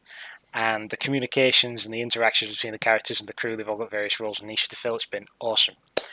Not only are we showcasing that tonight, but we've also got a little giveaway going. I've mentioned this before, but again, for those of you who have just joined, we have a prize draw offer at the moment. If you're a Fumbles and Fame member, all we need you to do in order to enter that is to pop your Discord tag into the Twitch chat for us. If you prefer to keep it private, contact me on the Fumbles and Fame Discord, Sanctified. Very simply, you know how to get hold of me. For those of you who aren't members of Fumbles and Fame, we do invite you to join. We're a tabletop Dungeons & Dragons Discord community. We love all things Dungeons & Dragons. You'll see us streaming on here quite regular. There's a lot of games and that sort of thing. We welcome new players, new DMs, content creators. Whatever interest you've got in Dungeons & Dragons, you're more than welcome to join us. Links are down there below the Twitch windows. But if you're not a member already, there's another way that you can enter this prize draw, and it's very simple. There's a message that's going around in the Twitch chat. All we want you to do is tweet that for us. So take those messages, copy them, put them in your Twitter account, go ahead and tweet them, and send us a link. Link us here in the Twitch chat, link us to that post that you've put up. All you need to do is do that, and we'll automatically enter you into a prize draw giveaway at the end of the stream. And what will take place is that we will gather all the various numbers together, various people, and we will contact the winners later on. There's 10 copies of the Races PDF from Dark Matter to win. You're going to see some of those races tonight. You've already seen some of those races tonight if you've been watching up to now. Our players here are playing some of them. We've got Barrage, who's a Vect, which is a race of sentient artificially created golems now. We've got Salo Ark, who's playing a Wrath, which is a race of barbaric murderous scum, basically, that fortunately he's not quite living up to the standard of at the current moment, which is lucky for his crew. We also have Dr. Muyet, who's playing a twist on the Aviri Ra, which is a race of godlike birdmen that she's playing a cat version of. Sub-race kind of thing. We're doing a little bit of homebrewing and working with the content we've got. And again, this is Dungeons and Dragons. You guys can do what you like with it, but it gives you a really great baseline to work with. And these guys have put some serious effort in. We're loving it so far. We're absolutely loving it. We've got Armand, who's playing a human variant. Simple enough, but a common enough sight across the universe. And we've had a few other encounters from some races as well. So again, you have a chance to win a copy of this PDF. All you need to do, hit us up with your Discord tag or tweet the message that's popping around in Twitch chat and link us back to it. All nice and simple. Now, our guys have just finished an encounter with a pair of bandit fighters high above the planet of Argon 4, where they are currently attempting to locate a bounty hunter target of theirs by the name of Helio, an Aviru Ra figure, and his companion, a Vect by the name of Krunk. They have a tracking device located on the ship, and they believe him to be on the surface of Argon 4, having just beaten off the bandits and quite wonderfully torn them to pieces with the ship's autocannons, courtesy of Barrage. They are now on approach to the planet. Is there anything you guys would like to roleplay before I start doing the sequence of landing, in essence? Because you've just come down from blowing 2 starships out of the sky. If I'm correct, not everything of the second ship was blown to bits. No, just the cockpit. Yeah, you got a nat 20 and you blew the cockpit clean off the rest of the ship. So the Yeah, vast so- majority of it is still intact. So that would be a possibility for us to scavenge something, maybe. So maybe... You can try it.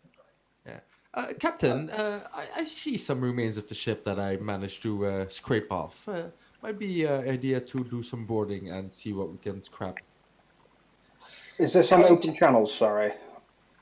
Or is it a private? I will. This would be on the open intercom at the captain's desk at the moment, so you would hear it probably being in the same room.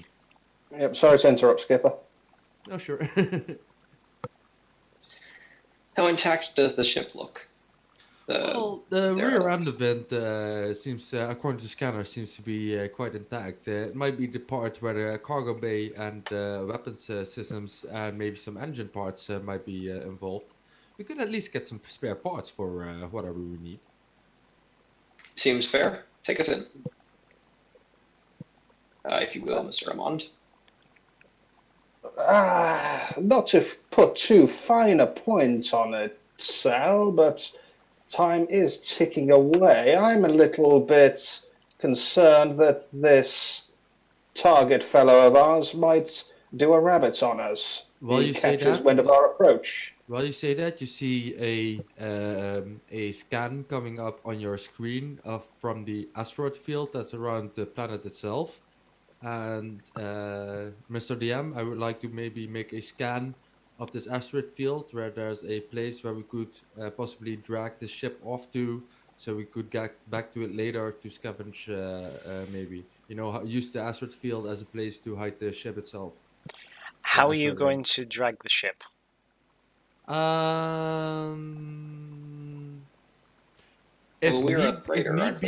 If need be, I would go outside of the ship itself and use my Phantom Grapnel cantrip to keep it attached to it personally. Okay, I would say that you could do that. Now, this isn't Star Wars. Asteroid fields are not moving quick. They are very much predominantly stationary objects as they are in real life. So you can quite easily find a way in and out whilst carrying this cargo of yours. Go ahead and give me an investigation check to see how good of a hiding place you can find amongst the rocks. Yeah, sure. Because maybe I want to look maybe inside a asteroid where we could place it. That would have some room, like craters or stuff like that.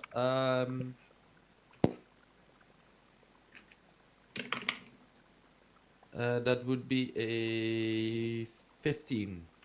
I was so praying for you to roll a nat 1 on that. So, you do manage to find somewhere that you believe would be suitable. You manage to find an asteroid with a large hollowed out crater. It looks like it's been hit by something, you don't know what, millennia ago. But you're able to drag the disabled fighter into the position, and you're able to manage to engage the locking system with the landing struts. Some of them are a bit knackered because you did strike the rear of the ship and the I'll thrusters. attach myself to the ship to maybe try to because I have a background feature. Basically, I can keep stuff working even while it might not should be working as long as I keep my full attention to it. So at Okay. least I try to get these systems up in a state where I can lock the ship's system down, and then when I release, it should be just locked down. Yeah, you do manage to get it into a position where you can believe it's going to be stationary unless somebody happens upon it. Yeah, that's the only thing that would be yeah. Yeah. Cool. Perfect. So we have our stash stowed For away reference, from the ship that you haven't disabled is an Avira Ra fighter, and it was the one that struck you with the searing plasma flame. So it's not a traditional blaster that was equipped with this vehicle. That's exactly what I Modified want. Pilgrim class vessel. Sorry? Modified Pilgrim class. No, I think it's just the basic Avira Ra fighter, if I remember right. It's got the Scorcher equipped. Gotcha. I may be misremembering exactly how it's phrased, but we're just going to go with that for now. But yeah, you guys managed to stash it in a place that it's secure. Yeah, perfect. That's exactly what we want because yeah, I want to strip those weapons off. No problem. Entirely up to you if you want to do it now or if you want to head down to the No, I planet. want to do it later because we want to Yep. stash it so we can get to the main objectives. That's why we want to do a quick stash and run. No problem. Yes. Mr. Armand, are you detecting a safe way onto the planet? Well, sir, it seems that the only safe flight path is directly through the local stations. Not to put a downer on things here, but I suspect there might be security scans and so forth. Of course, we have ways of getting around those. We are, Yes, indeed. Of course, any deviation from these paths will quickly clog up our intakes with sand, dust, debris, and so forth. And to be honest, I think we have enough damage to repair on my ship without adding more to it. Yes, I agree. Perhaps we should take the approved method of entry. Perhaps you and Mr. Barrage here can secure an expeditious entry into atmosphere. Oh, I dare say we could manage that. Right, let's see what we have here. And Armand will power the ship forward, coming within range of the one of the stations, and he thumbs the communications. Jason? Oh, good. For this maneuver, because I know it's heavy flying low, space combat requires me at the guns. This would maybe require me co-piloting, so I would just strap myself into the co-pilot seat, connect myself to systems heroes, and I'll assist you with maneuvering around the closest system with my own piloting skill as well. So you get advantage on your roll. As a mechanical hand comes within reach of instruments, Armand just slaps it. Don't touch that. I'm not touching any Right. instruments. I'm watching you. I know what you like. And he takes them past the nearest entry station, and he just kind of says, "Argon Control, this is the Aurora 2, approaching for atmospheric entry. Do you read?" There's a crackling on the communicator a moment or two later, and you hear a voice. This is Argon 4 Starport, Haven Rock. What's your angle of approach and designation? Forwarding coordinates now, Control, and we do hope that it'll be a swift and smooth entry, as my wife usually says. But that said, obviously, we'd like to get our business over and done with. We have a rather large shipment of steamed hams aboard, and we do so they don't spoil. You know how these things are, fresh goods and all that. Designation and access code. Right. When I Okay. hear that, can I do a? Are there systems because they're in range of our systems, right? So I could possibly connect to theirs from a distance from Not our from ship. this distance. You are still outside the atmosphere, and the Okay. communications are coming from control towers on the ground. Okay, so that's too far. That's outside 1,000 feet. Yeah. So Armand will actually look to Barrage, and he'll say, "Okay, you do things. Synthesize one randomly, and try not to tell them that we're a bloody Rothian cruiser next time. That cover didn't hold up." I'm sorry, sir. According to my calculations, that gave the biggest chance of success at 34%. You gave the biggest hull size, not chances of success. Bloody hell. The looks were they thought we were a bloody invasion fleet. Again, I apologize deeply. Also, I cleaned up my dearest love as soon as I could. Very well. Well, get this one right, otherwise I'll have to give you a bloody robot lobotomy later on. I would definitely want to see you try. Ah, ah, ah.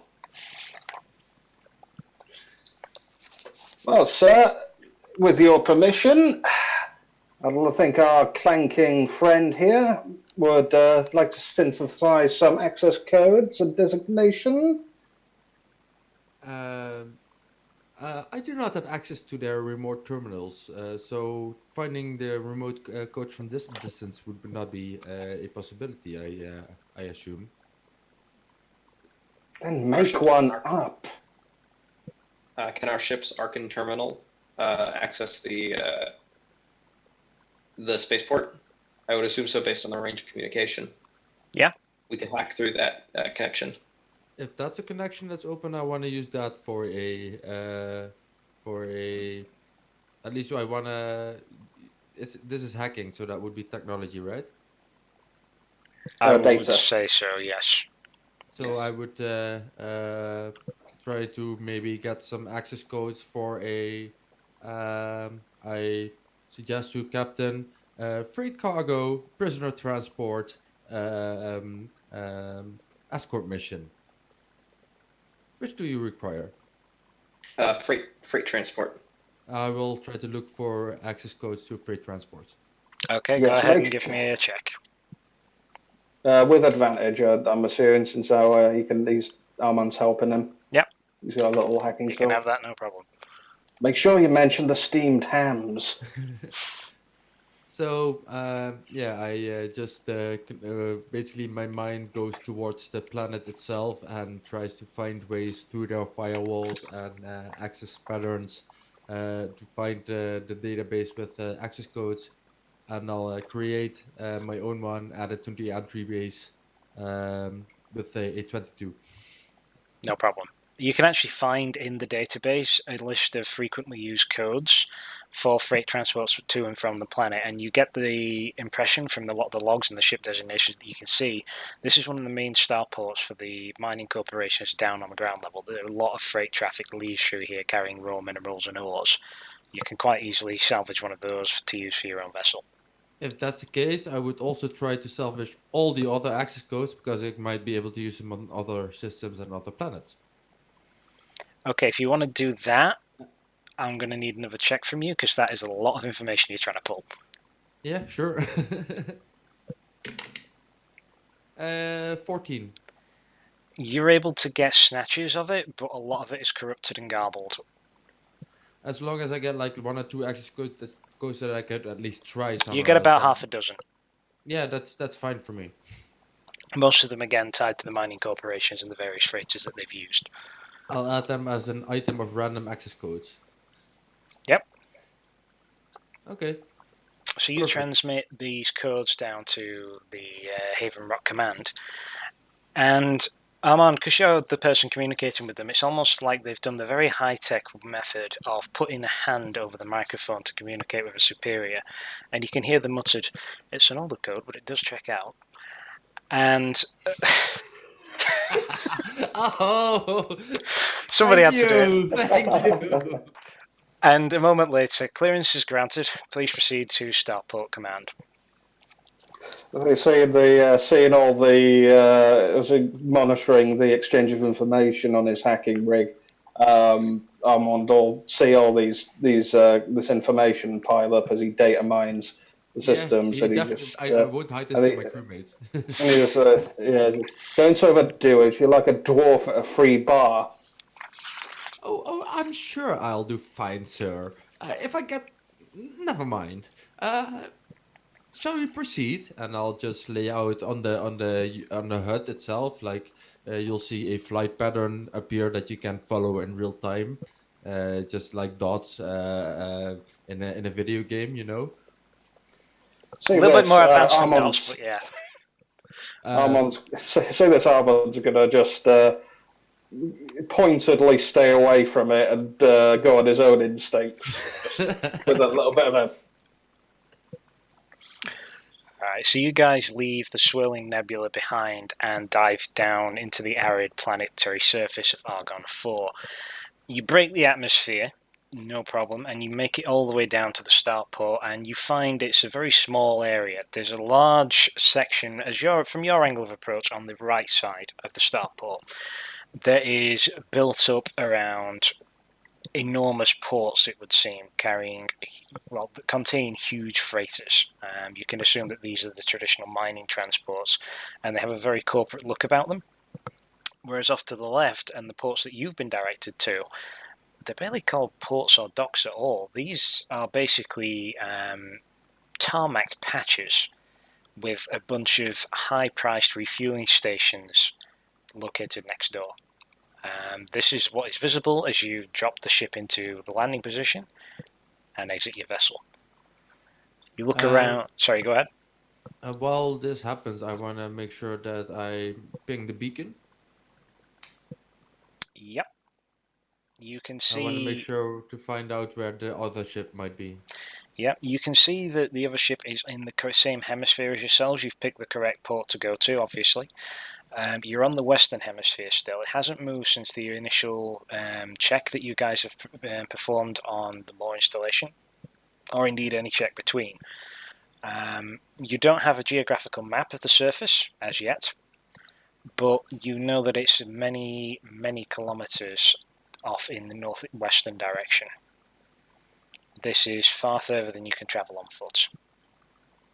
So we would need some low ground transport. Okay, can I maybe check the open databases? So I don't want to hack for this. So open databases for way of travel across this kind of terrain to where we need to be. Yeah, there's a local, it's not really a tourist information board, but it is one it's got a corporate look to it, and it's got mining logos on it, and you can assume it's for passengers and hauliers from the local mining concerns. Unfortunately, as you've got to plug it in, you see that it's coated in dust and sand, and is clearly broken. What you can see as you step off the ship as well, in addition to the high-priced refueling services offered by robotic drones and a huge surge of backwash hits you all as you step off the ship, as with an almighty roar, a huge mining freighter sets off from one of the compound starports to your east and begins to burn its way up towards the atmosphere. And as the heat from this backwash fades away, you're left standing under a scorching heat from the local star. Excuse me.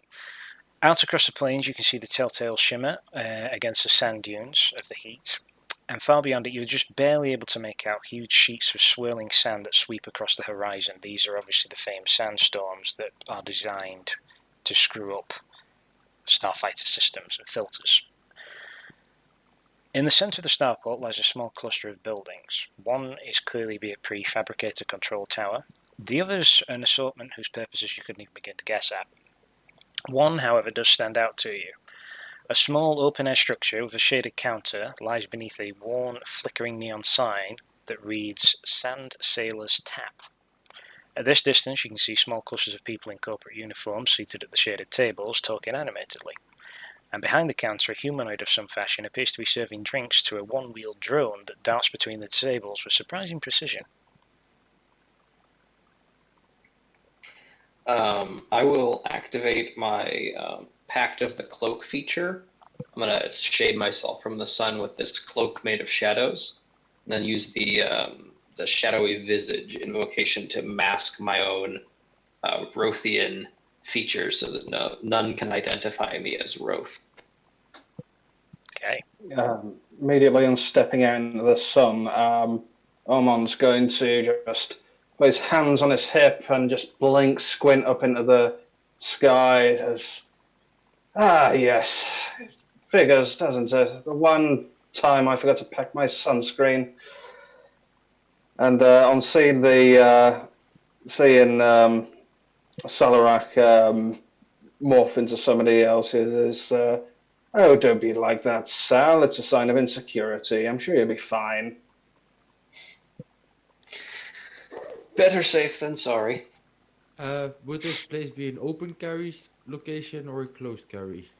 This is frontier territory. It's very, very, very rare to see closed carry in such a place.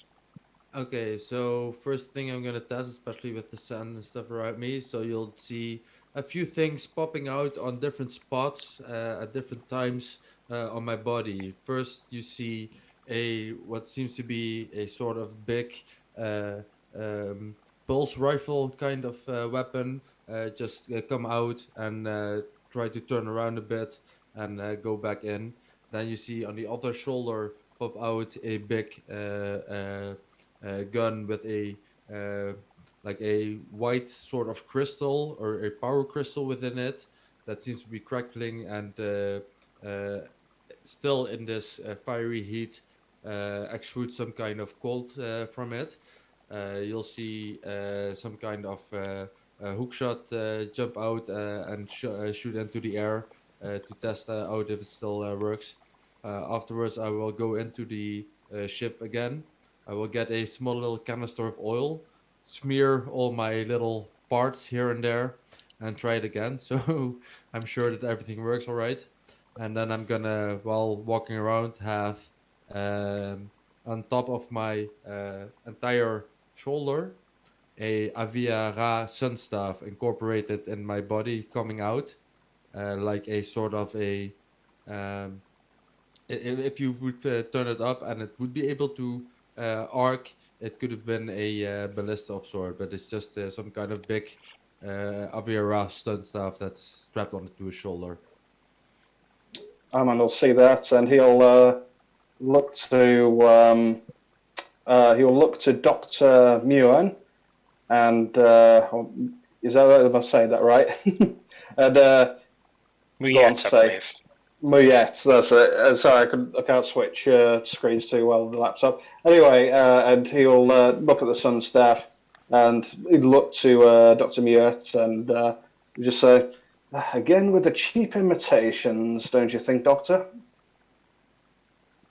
So Muyet steps off the ship, and the helmet appears from the thing, and it cuts up, and she's back at her tall 10-foot with her cat head, and she too is holding a Aviar sun spear, which is a very long, large, forked spear with a gem inside. And actually, she's fine in the sun because she has an impulse frame suit, which has onboard life support systems as a space marine. So yeah, she has no problem with any extreme temperatures or even oxygen. She'll be all right for an hour. She does look at the sun spear strapped to her mechanical companion. She shakes her head, which is kind of like this because they don't have great maneuverability, those helmets. And a very robotic voice comes from it, and she's like, "It's sacrilege.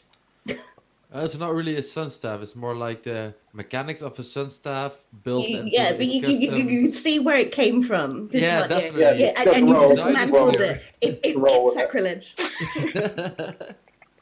sacrilege. Well, I won't argue with that. I wouldn't know about such things, of course, but one thing I can say, and he sort of gives her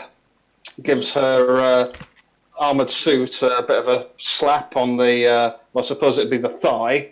That's all she is. He says, I bet you're glad of this thing, though. Bloody sweltering out here.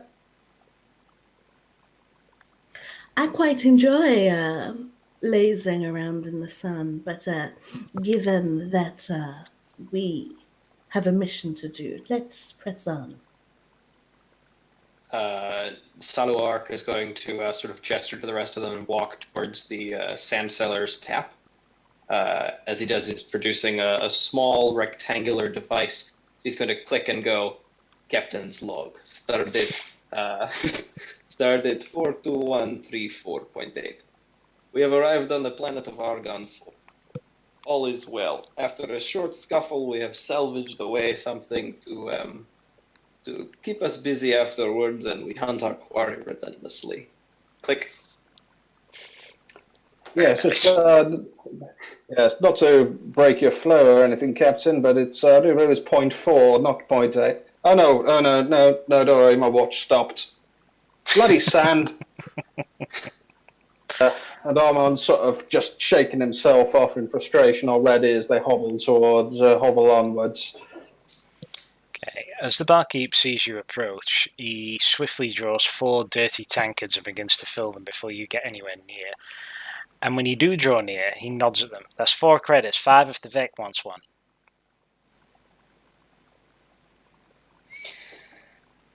No, we're not here to drink. You ain't telling me you're here for nothing else. Ain't nobody else coming to this rock for no good reason. Well, don't take this wrong way, old boy, but this place is so filthy I wouldn't touch anything in here with a 10-foot pole. On the mention of it being filthy, our ship's doctor pulls out a quad border. I think that's what it's called, which is Yes. a scanning device with 4 little satellites that spin, and it makes the usual beep beep beep beep noises, and she starts scanning the drinks, and she's looking for bacteria. You find plenty. The glass is greasy, the bartender is greasier, and there's particles of sand and dust in the drink. Excellent. Any diseases? No. No. Yeah. So she says, I wouldn't recommend drinking this unless you want to spend a night in the med bay.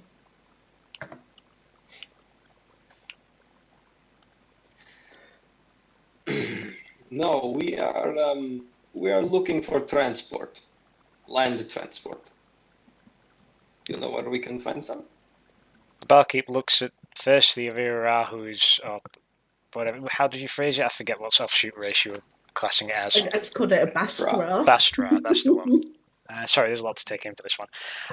He looks towards the Bastra, who's performing these strange scientific experiments on a very simple jar of ale, as far as he's concerned, and then he looks towards this shrouded figure and crosses his arms. 4 credits. Plop them down. Not gonna drink, but I'll give it to him. They disappear, and a moment later he begins picking at his teeth with a little cocktail stick. I can get you sorted with transport. Well, Dia can. You want to go see her at the other side of the control tower? The Boyd will fix you right up. He said Dia on the other side of the control tower? Yes, DIA. VIA. I trust that's your mother or sister or wife or all 3. You got a smart mouth. You want to be careful around these here parts, buddy. Oh, don't worry, I have a blast of hand to match. He mutters, not meaning to be heard as he turns round and just sort of observes. Saloark is going to just sort of like turn away, but he's going to drag a claw on something, just real gentle-like as he turns away, just as a weird noise to sort of freak the bartender out.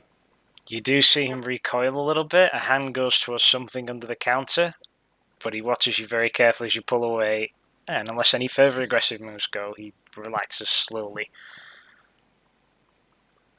Dr. Miette will reach out her golden clawed hand and start to move the glass off the side of the counter.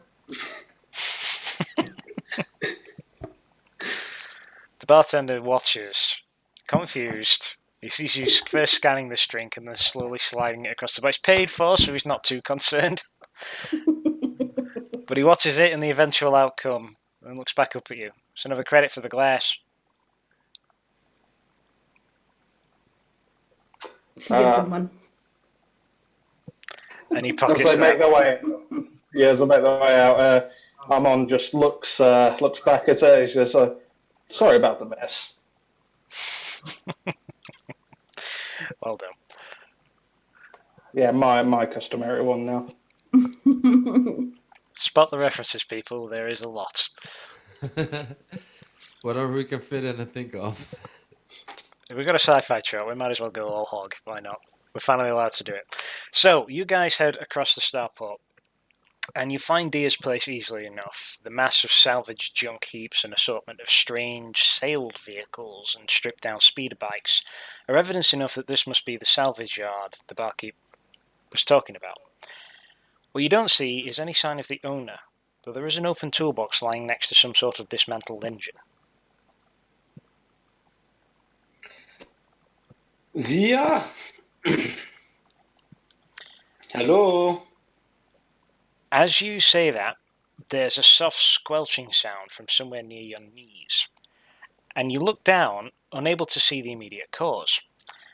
Then there's a rattling sound from this dismantled engine, and a moment later a vaguely translucent aquamarine fluid begins to pour out of one of the cylinders. Oh. It begins to pool on the floor, growing at an alarming rate as it approaches your feet. Something soft and round splatters into the mix, the white object looking eerily like an eye. And before you can remark upon it, the eye is followed by 4 more, and a second later the fluid abruptly gathers and surges in height until it stands approximately 4 feet tall and resembles a roughly humanoid shape with elongated arms and stubby legs. The 5 eyes, which are visible from all sides in the jelly-like goo, blink at you in astonishment. Oh, my! Customers! You don't see many amoeboids out here. No, this isn't the moor, but one does what one must to get by. How can I help you? How much for land transport? It depends on the transport. I have sailors, and she points towards a large, flat vehicle that seems to exist on runners and skids, with an enormous fabric sail. They're not the fastest things, but they're very fun to drive around in. They're very popular for recreational use locally. And, of course, I have the speeder bikes if you want to get somewhere in a hurry. Speeder bikes seem best. How many are you wanting? You guys... I mean, there's what, 4 or 5 of you guys? You wanna ride single, shotgun? What? I look towards the rest of the crew. We have comms, right? Yes. Okay, but if I wanted to talk over comm, he would hear it as well, right? Yeah. Not necessarily. But yes. Okay. I would think so for the Depends on sake of the it. form of comm. Yeah. Okay. So, just out of interest, how do you not evaporate? Look, I might be gooish to you people. I might look like I'm made of water, but we're a bit more solid than that. Gods, I get tired of hearing that question. Yes. Don't take offence. It's only a joke. Right, speeder bikes. Who's with me? I'll drive my own. Her piloting skills I've just discovered. Handy things for space, right? Piloting? Yeah, piloting. All right then. How about a friendly wage? 5 credits. Say I get to our destination before you. I will then move towards the the captain of the crew, and I will strap myself and connect myself to the systems of one of the speeder bikes while still leaving a spot open. I think we'll all take our own speeder bike. Okay. Then Fa- I'll still leave the That spot costs us. open, but drive it like this. I got the Right bikes. then. I got the bikes for it. 5 credits apiece. Fair enough. For these tugs of joy, I suppose needs must. Again, I find that myself saying that more and more these days. And yeah, we transfer some credits through, and And the leave us amoeboid to the reaches others. into the toolbox next to her and begins to pass something to you. Says, "This might help. Shut you up at least." And she hands you a thick oil-stained bandana and a pair of dust goggles. And she passes these out to each of you. The Armand actually puts his hands up and he says, "Don't worry, I have my own." And he takes out a pair of what are like antique aviator goggles from a pocket in his jacket. He slips them on, twirls his mustache a little bit. He says, "Right, first one to the destination gets 5 credits for all the rest." I also don't need goggles. Yeah, she doesn't pass them out to you or the Vect. I don't want them. There's no eyes, so So being ignored by Armand, the only person she hands them to is Salach. I'll sort of reach out and just grab them with like 2 claws. Just If she notices anything from this, she doesn't respond. okay. as soon as I notice that everybody's sitting on their bikes, I'm just gonna give it full gas and try to also, you know, overtake the systems maybe a bit to give it as much juice as I can. Because I heard about a race and I want a race. Okay, go ahead. Make me. Let's have a. What's best? Sleight of hand check, I suppose. I don't know if there's a piloting check. Piloting check might work actually. For this. Piloting Yeah. check, technology check. Piloting will do for this. What stat is piloting attached to? Dexterity. Dexterity. So that Nice. would be a 19 for me. It's what, 19, sorry? 19, yeah. Okay, this thing. That's an Go ahead. 8. Okay. Are we all doing one? It's entirely up to you guys. Oh, yeah. Well, that was a natural 20, which makes mine to 22. Splendid. And that 20, so 10 XP for the viewers as well. I wouldn't be so quick to be triumphant, for I too have got a nat 20. No way. I cool shenanigans. The question is, she has a nat 20, which accounts to 22. What do you have? Let's see, a 28. Okay. Armand is born to the saddle as much as he's born to a pilot's seat, and he bursts out of the junkyard in a streak that's a lot quicker than you might anticipate from the looks of these ramshackle contraptions. But it doesn't stop you from each putting the hammer down in your own accord. I would say that Barrage, you just about managed to keep yourself in the saddle. You've overtaxed what's already an overtaxed system. So this thing is wobbling violently underneath you, but it is bursting forward with a sear of energy. I can keep it. I can keep it going as long as I keep concentrating on it. You know. Okay. That's the thing. So I want to push it even further than that. If it falls apart when I get to the end destination, I don't care. You might not get I that think, far. I think seeing this, Armand's going to, speaking to his comms as he cruises past, he says, "The trick is to pace yourself. Don't blow your load all at once, old boy." Celark, you also managed to get going, but you're going at a significantly slower pace than the others. They've shot off like rockets. You are not quite as comfortable in the seat, and you're not entirely sure what it is you're riding. So although you are moving at a decent pace, you are lagging a little bit behind them. He's just a sensible one. Yes. And you guys... Sorry, is somebody going to jump in with something? I want to win. Damn so it. when we're getting close to the finish line, I want to jetpack off. Okay, the finish line is many thousands of kilometers ahead. Okay, cool. And then I will hold on to that. But I am jetpacking up. You've got a long distance to travel as yet. My headset just died, so I'm not certain what that did for the audio. I can still hear you if you can hear us. Yep. All Splendid. right. Just checking. Splendid. Hey, fine, so now. So, you guys blast out across the dunes, drawing ever closer to your objective as time proceeds on. You catch a sharp cry on the wind after about an hour or so, and it's audible even above the various roars of your engines. And you risk a glance up as a small shadow passes overhead, and you see two creatures soaring high above you. It's impossible to tell where you pick them up, but the reptilian, leathery-winged creatures appear to be following you. They make no aggressive moves, and soar far above appropriate blaster range, and their steady pursuit is accompanied by occasional harsh, shrieking cries. As you journey on, you notice that the far horizon begins to grow taller, and as the miles pass, you see that huge canyons lie ahead of you. Their rough location corresponds with the tracker, and you can guess that this is where your quarry must be lurking.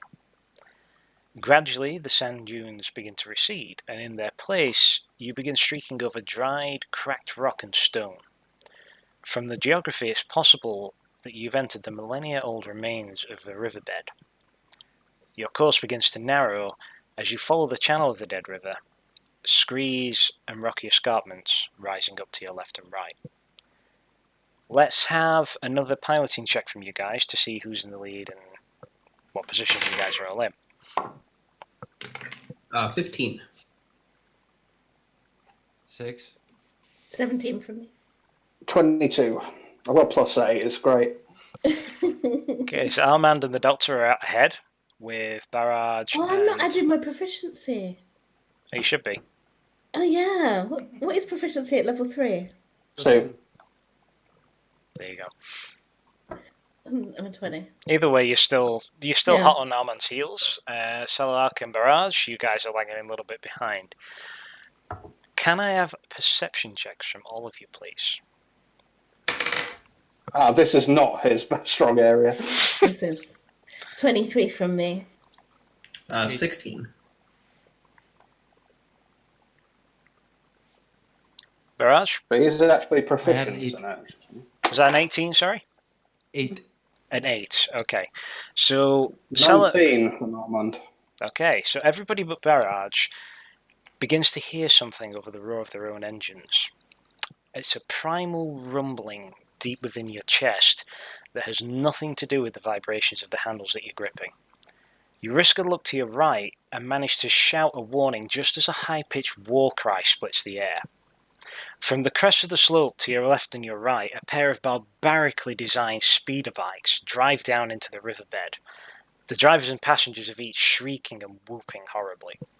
They're humanoids of some kind, elves, humans, you can't quite tell under the psychopathic helmets, crude tattoos, and demented grins. The passengers of each appear to be wielding strange axes with buzzsaw blades grafted to them. The men holding them leer at you with mad cackles, their weapons glowing and crackling with electricity. Before you can respond, an enormous shadow falls upon those of you at the rear, and a second later there's an audible thud that even the anti-grav repulsors on your bikes have to compensate for. Those of you who risk a look back witness a truly terrifying sight as an enormous half-tracked monstrosity skids wildly across the ground. A single driver sits above the front wheel, hair greased into a neon red spike, fighting with the controls even as he whoops loudly with his fellow bikers. Rising up behind him atop an armoured platform, standing tall above the rolling tracks below him, stands a truly massive orc. His teeth are sharpened into huge fangs, and his body, much like his vehicle, is coated in crude slabs of spiked metal armour painted in obscene shades of red.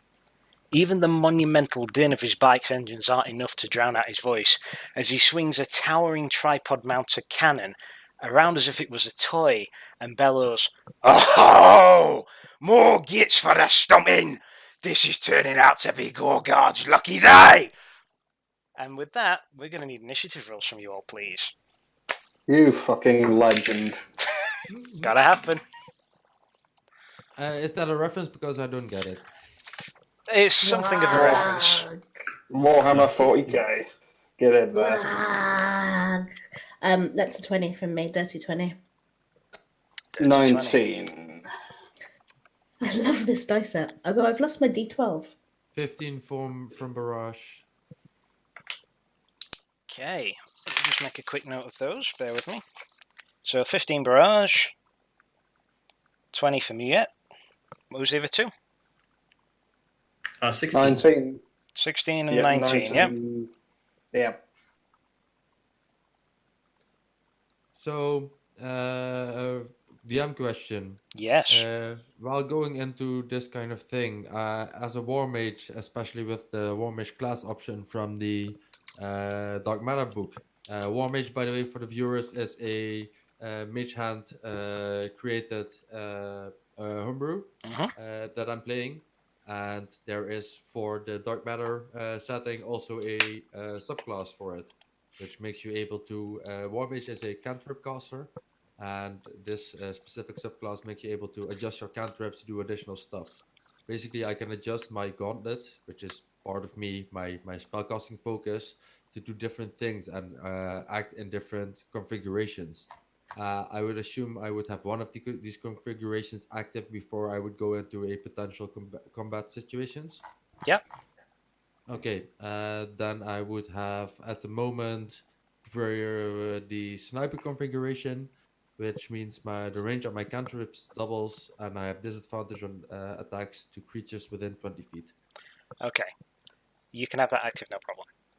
Okay, it takes an action to switch it for me. Okay. For the rest of you guys, because you're on speeder bikes, we're going to play this out a little bit differently. So your actual HP is going to be added to the HP of the speeder bike, and you're going to be treated as one entity, if that makes sense. So the speeder bikes have a base HP of 20. You can add your HP to those. So for Barrage, your full HP is 44. For Salark, your HP is again 44, and the same for Armand. Miette, yours is 48. And that will be your HP for this whole encounter, and it will include the vehicle that you are on as well as your good self. Everybody okay with that? Yep. Yes. Splendid. So the first person to make any attempt at action in this battle is Gorgond, the massive towering orc that's currently positioned behind you guys with this enormous tripod cannon. And he's going to make an attack against the two people he can see at the rear. Now let's see what your AC is, which is Sala and Barrage, I believe. Let's see. And he will hit one of you.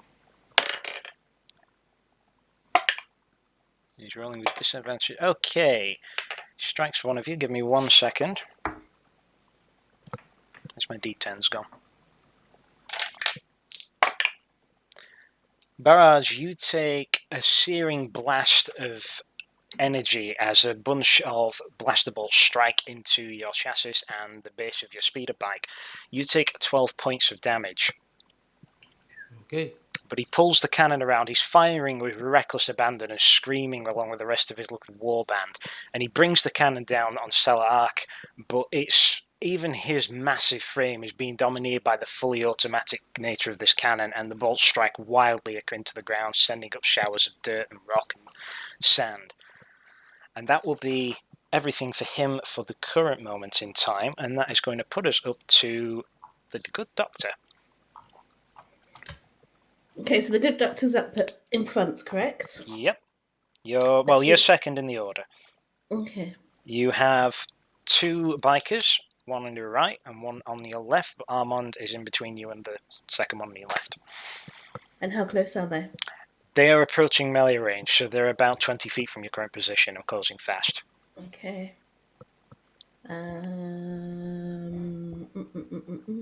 So just reading a few things. Cool, so that's that. However, the bikers, are they all orcs? They're humanoids. They may be human, they may be elf. They don't look like they're orcs, but it's difficult to tell. They're covered in gaudy war paint, in tattered rags. They're wearing bandanas and goggles and helmets. It's difficult to make out many discerning features. Okay, doesn't matter. So one of the bikers, I'm going to take my staff and squeeze it. It's a blaster, and a ranged weapon. So that's a 17 to hit. Yep, go ahead and roll me some damage on that one. That's 7 points of radiant damage. Okay. I am also. I've never actually played a fighter before. We're playing straight up fighter. It's good fun. Yeah. So I'm going to take my action surge Mm-hmm. and do it again. Yeah. Against the same target? Yeah, same target. It's 17 to hit again. Yep. That's 3 points of radiant damage that time. Okay. You land a good few hits with your sun staff against these guys. The bolts sear against the shoulders and the torso of the passenger who's wielding this crazed buzz axe in his hand, but it doesn't incapacitate them. Okay. Anything else from you? No, that's all. Okay. Armand. Okay. Armand will see Muye engage in combat as he sees this go on. He'll actually swerve over to be on directly behind the bike she's attacking, and basically he's going to just whip out his repeater blaster pistol, and he's going to take some shots over his shoulder. So we're making some weapon attacks.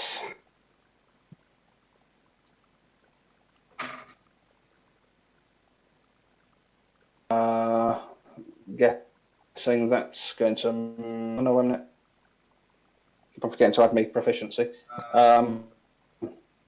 It's a 12 though. Go ahead and roll damage.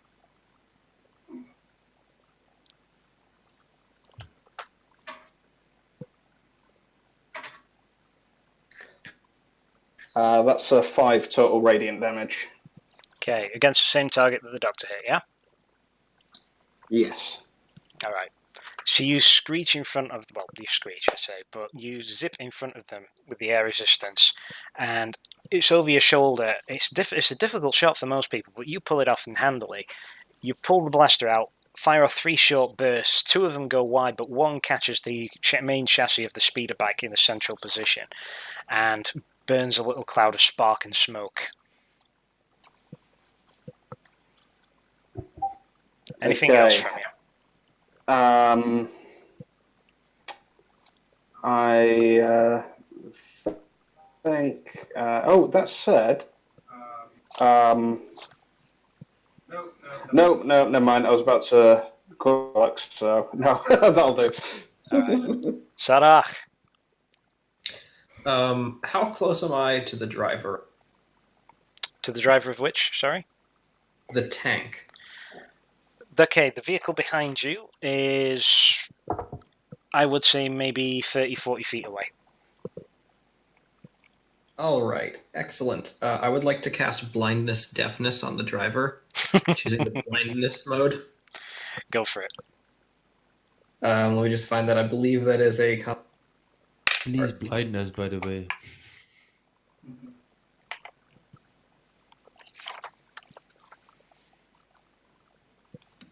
Okay, what kind of save is it? Constitution save? Constitution, DC 13. Okay, your spell fails, unfortunately. Ah, darn it. Good effort, though. I like the thinking. That's about all I can do. I'm just going to gun my speeder bike forward a little bit, but... No problem. Barrage. I will. It's like 40 feet behind me, right? The guy. For you, you're a little bit ahead of Cellar, so you are It's about 50 feet from you. Then I will use my movement to hold back 20 feet, basically. No problem. I guess that's the way we use movement in this situation, right? You can While use your we're in movement a- as normal. Yeah, it's for minor controls. You're still moving ahead at a good clip. The whole yeah, of you as a group. we're still in movement. Yeah. Yeah. Okay, so when I'm within 30 feet of range, I will use a bonus action to pop out somewhere in the front of my chest. A hole opens and a sort of, you know, the hook shot from Link in Zelda? I can picture it. Yeah, that shoots out towards this guy, and he may roll a. Let me double check for my phantom hook shot, phantom grapnel, strength save. Okay. And what's the DC? The DC would be 12. Okay. Your grapnel shoots out towards this massive orc on the back of this armored half track, and it crashes against the metal plates of his chest, closes, and then rips one loose. But the orc's still standing in his current position. So In fact, that's a he just miss? laughs at you. That It would hit. be miss. It's technically a miss, but I'm flavouring it up to look better. Yeah. I'm just making sure for mechanic wise. Mechanic wise, it was a Something miss. happened. It Yeah, okay. didn't work. Then from the this one came from the left part of the chest. While the left one was flying, I will use an action to cast it again. Again, the same cantrip. I can cast it both as a bonus action and an action. And I will try it again. Okay, that one will take effect. So what happens? First of all, you will take 1d6 of force damage because of my War Mage trick that I got.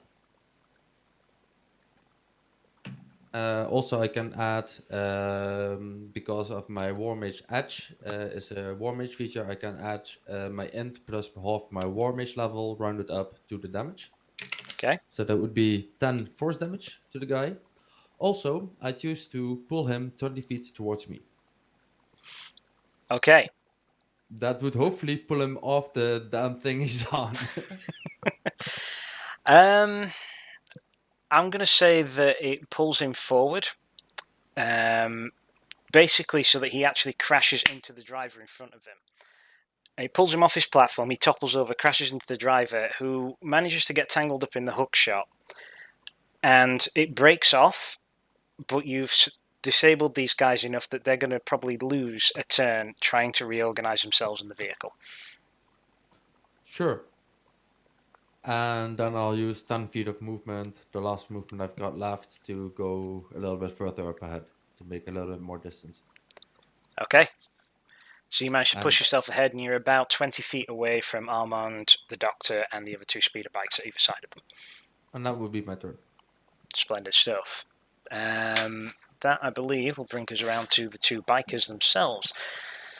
Now, let's have a look. The one to the right of the good doctor is going to try and retaliate, and it's going to do horribly. So it comes sweeping in to make a searing swipe at you with this electrified buzz axe, and you see the blow coming from a mile away. You jerk your bike to the left, and it cuts through the air between the both of you. On the right side of Armand, however, let's have a look. What's your AC, Armand? That would be 16. 16. Not enough. Oh, sorry to interrupt. Mm. No, never mind. I got it wrong. Okay. That's me reading things that I want to happen. We are not in any tunnels or narrow corridors or doorways. It doesn't work. Not that narrow of a corridor. The corridor is arguably about 50 foot wide. Okay. I don't know how it's phrased at what you're looking at, but it's about you've got about 50 feet of riverbed, shall we say? My fighting style as a fighter is tunnel fighter, which means I excel at defending narrow passageways, doorways, and other tight spaces. As a bonus action, I can either enter a defensive stance that lasts until the start of my next turn. While you're in the defensive start, you can make opportunity attacks without using a reaction. It's kind of like Sentinel feat without the Sentinel bit. And any creature that moves in towards me, and my reach is 10 foot because my staff is a staff. But yeah, never mind, it doesn't work. Not in. several I would reasons. say not in this area. No. But Armand, as you take your blaster shots at the ship behind you, and you see it come searing in to cleave the thin air between itself and Dr. Mia, the biker on your left, the passenger, draws out a pistol and begins to launch his own barrage of shots at you, and they strike home. You take 6 points of damage. And with that, we are back up to the orc, who's going to spend his turn disentangling himself from his driver and clambering back into his armoured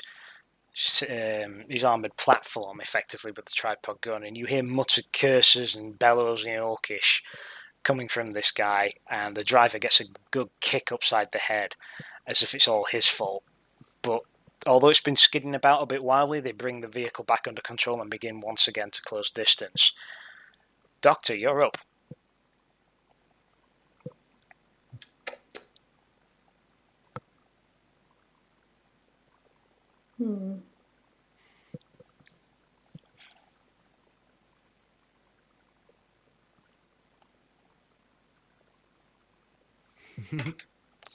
Choices.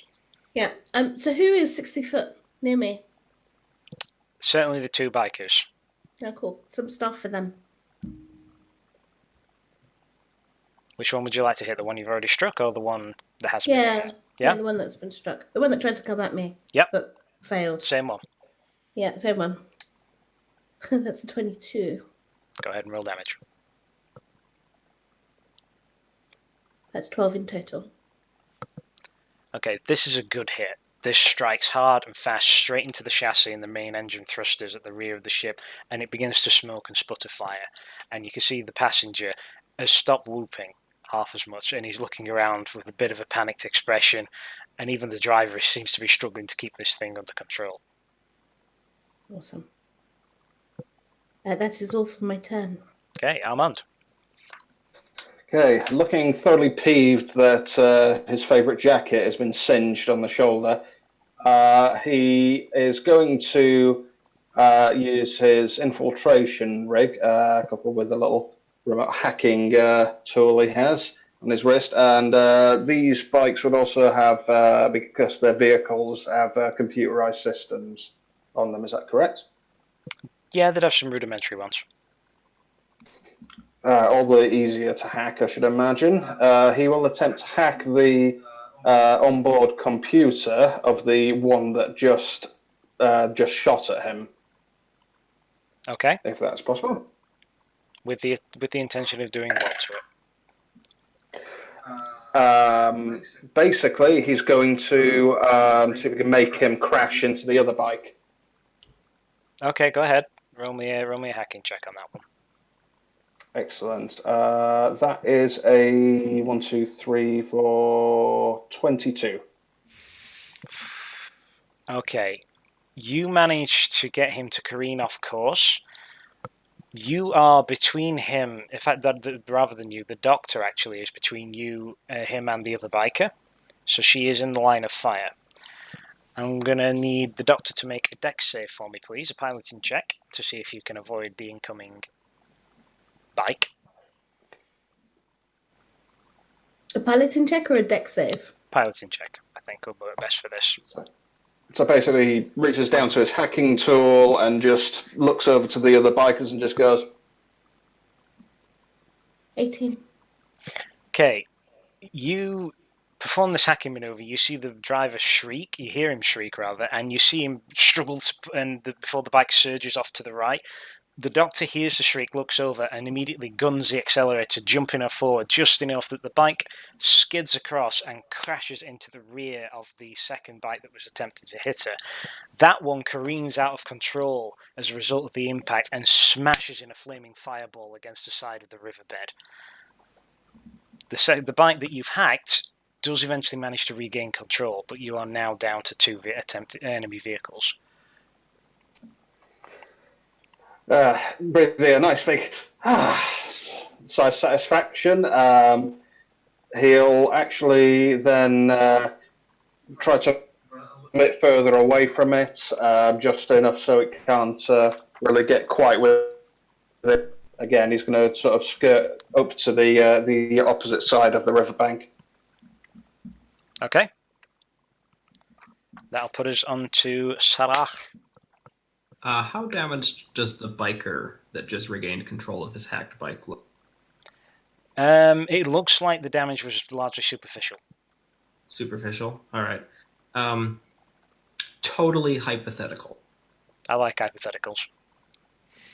If I were to use my lock feature to reduce his speed to 0 by like paralyzing his whole body, Rothian feature, what would that do per se? What's the range on that? 60 feet, I believe. And it paralyzes the target.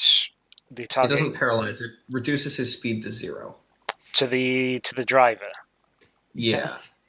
Curious as to whether that would have an effect. It's mechanically a 0 speed reduction, but it's a reduction to 0 speed. But I would say that because he's on a vehicle, it's not going to have as pronounced an effect as making him physically stop in his tracks. He's still, in a way, stationary on the vehicle. It will have an effect. I would say that it would probably result in him being very sluggish on the handling of the vehicle. So Right. he would lose half of his speed for the next movement. all right, I will not do that then. I will extend the clawed hand outwards. Up usually. All right. He will extend the clawed hand outwards, and he will cast the light cantrip, which is a new spell from Dark Matter, which will require a Constitution saving throw. Like Okay, what's the DC? 13. Okay, it succeeds the saving throw. Aw. Sorry. Spellcasting's hard at low levels. Did you remember your advantage? All right, that's about all he can do. He's just he rips open a tear in the void. The orc doesn't catch a glimpse of the horrible lights within and just trucks on. That's all he can do. I'm just gonna keep driving. Laraj, you're up. How far is the thing behind me is at about 30 feet, right? 40 feet right now? Yeah, 30, 40 feet, I believe we left it at. Okay. How far is the captain's speeder from me? He's about 10 foot behind you. 10 foot behind me, even. Yeah. Okay. Then I want to turn my speeder where it is. Because behind us, there's the big tank, which is currently sort of out of control, I hope. They're regaining control, but yeah, they've been slurving about quite madly. Okay, so I want to turn the speeder around. Like where it is, like a handbrake turn with the speeder. Chase it the other way. While I move across the captain's speeder, I want to jump over and see where the speeder lands. Okay, if you're going to attempt to do a handbrake turn at the speeds you're doing, and given the fact that you've particularly overdrived your vehicle, I'm going to need a good piloting check from you to do that. Sure. Please. Dirty 20. That's not quite going to be good enough. It's going to be enough that you can get it to turn, and you can attempt the maneuver, certainly, and you do, and you manage to swing this bike around, and the G-forces alone, even for a vet, can be felt. And you let go of the vehicle as you see the captain come into your view. You leap into the air. I'm going to need you to make a dex save landing to try and, I presume you're trying to get on his bike. Yeah. I'm going to need you to make a dex save for that. I was able, with some additional gold from the pre-game stuff we discussed, I installed a impulse unit to my legs. So I have thrusters in my legs, which make me able to leap and use 10 feet of movement to leap 10 feet vertically. Basically, I want to use those as a sort of guidance system or a way to get easier over towards the pirates. The captain's bike. Because you guys are moving at quite a speed, I'm going to say that you can attempt to do that. Because you've got these impulse thrusters, I'm going to say you can make the dex save with advantage. However, I'm going to be cruel and use my DM disadvantage to null that. Sure. Oh god. Oh yes. That's a dirty 20 again. Alright, that will be enough. So you managed to rip this vehicle around despite it pulling at all the various joints and servos in your body. And you launch the bike as best you can at this armoured behemoth behind you. And Salak, you just see the shape of this Vec leap up. And all of a sudden, you fight to control your vehicle as this enormous weight comes crashing down on the rear seat, tipping the bike up in the air with the front steering vanes high, and the back end actually skids across the ground and begins to send up a shower of sparks. But you do manage to get it back under control. The bike he's just left, meanwhile, rockets off into the sidewall and explodes into a fireball, particles of which do caress the armoured behemoth, but leave it largely unscathed apart from a few scorch marks. Worth a shot. It is a spectacular image. Well done. Anything else from you? I presume not. I guess that would have taken my action bonus action. Yeah. Or whatever else, so I'm fine with whatever else happens. So yeah, I'm good. All right. We got one biker left. Let's see how they get on. Ooh, that looks nice. So, Armand, you've just sent him careening into his companion, and as they manage to bring their vehicle back under control, they again let loose with a barrage of blaster bolts in your direction and begin to draw close enough for a melee attack as well. The barrage of blaster bolts deals 13 more points of damage to your speeder as they strike home amongst the chassis and impact against your armour. As it pulls close, the passenger begins to swipe at you with the enormous electrified buzz axe. But as he does, it's difficult because the vehicles are on repulsor lifts and they're not actually tracked, but there is a bump in the ground, a large rock in place, and as the vehicle goes up and over it, the swing goes wide above your head, and the guy puts so much power into it, the weapon actually goes sailing from his hand and impacts somewhere, and within seconds it's behind you. he just goes.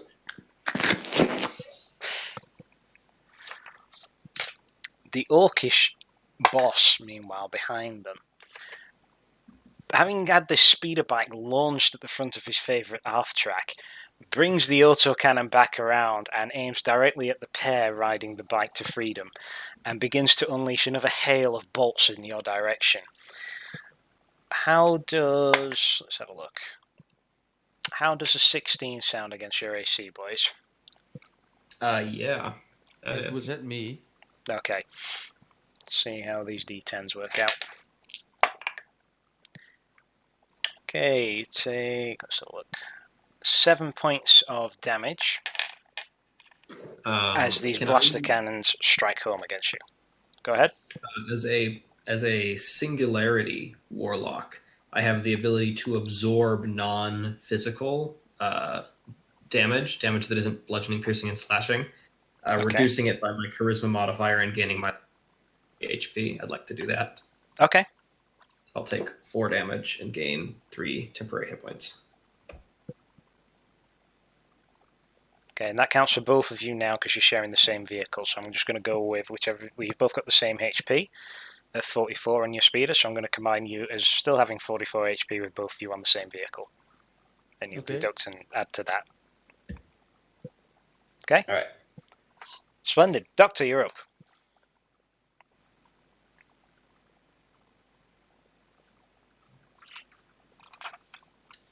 Who's around? Who's close? You've got Armand a little bit ahead of you, and he's locked in close range combat with a biker, speeder bike. And to your rear, you have you have Barrage and Salak that are busy trying to avoid the blaster bolts from this massive autocannon. How far away is the big buses? From your position, 50 feet. And how far away is Armand? Armand's about 10-20 feet ahead of you. I said 20. For what it's worth, he looks slightly concerned. He doesn't like things up close and personal. Alrighty, then I shall speed up my speeder bike towards Armand. And we're going to go up alongside this other biker. And I would like to hit him with my sun staff. Go for it. God damn it. Give me a second. I didn't even set that up. I'm so clever. Quarterstaff, where are you?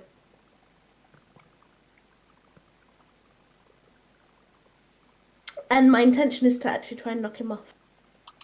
Okay. Okay.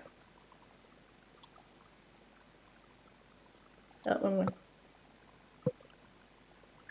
It's 24? 24. Solid. Go ahead and roll me some damage. A 10.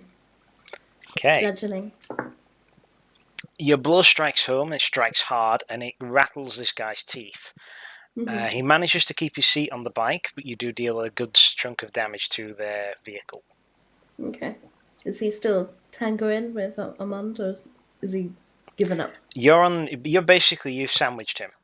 So Yeah. Armand's on his left side, you're on the right side. Right now, he hasn't moved, he's still between you two. Mm-hmm. Cool.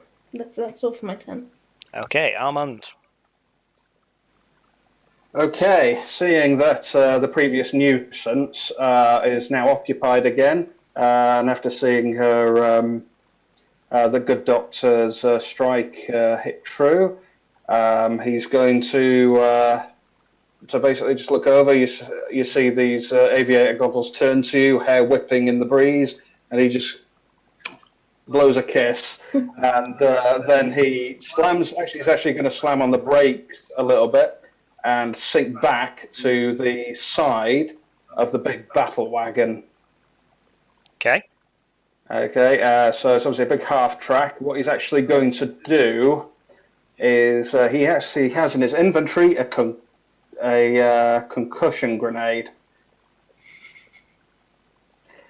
Let's just have a quick look here. So he's got a concussion grenade, and I was actually going to check his explosive content.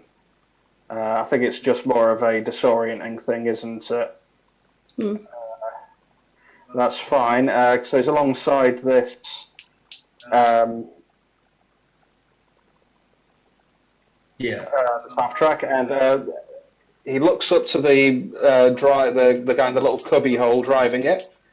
He's going to get out this grenade, and he just judges the distance, and he'll just toss it and try and get it in the hole. Go for it.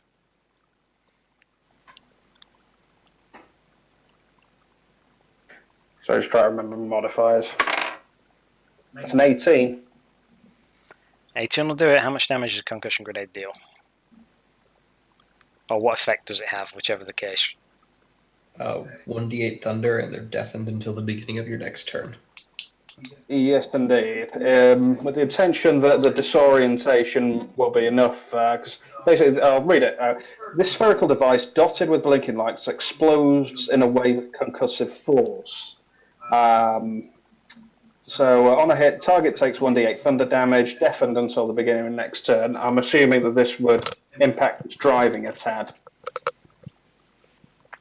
Even more, you mean? That's exactly what we're going for, right? Yes, indeed. Oh, and that takes the full 8. Takes the full 8, lovely.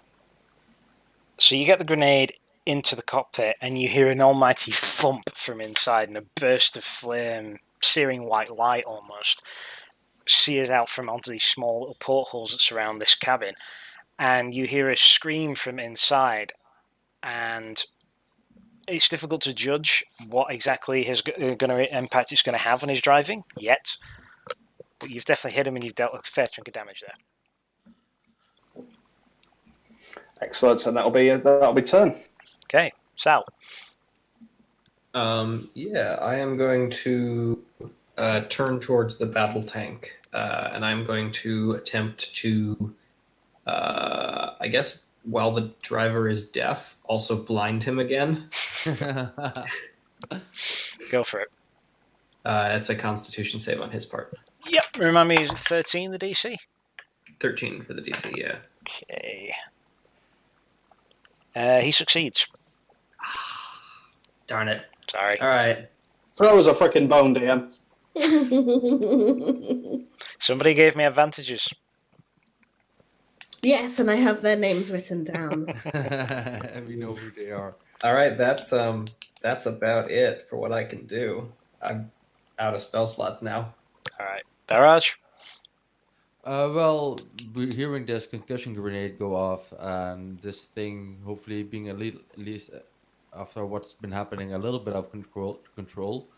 I would like to engage my main firing cannon, which is my firebolt reflavored, and I want to just fire a firebolt within the cockpit, hopefully hitting something that might burn as well, because that's the major intent here. Because that's only gonna add more confusion and burning shit and shit that might blow up, which is always a good side effect. So I will shoot a firebolt within the cockpit itself. Okay, go for it. If I can find my die 20. Here it is.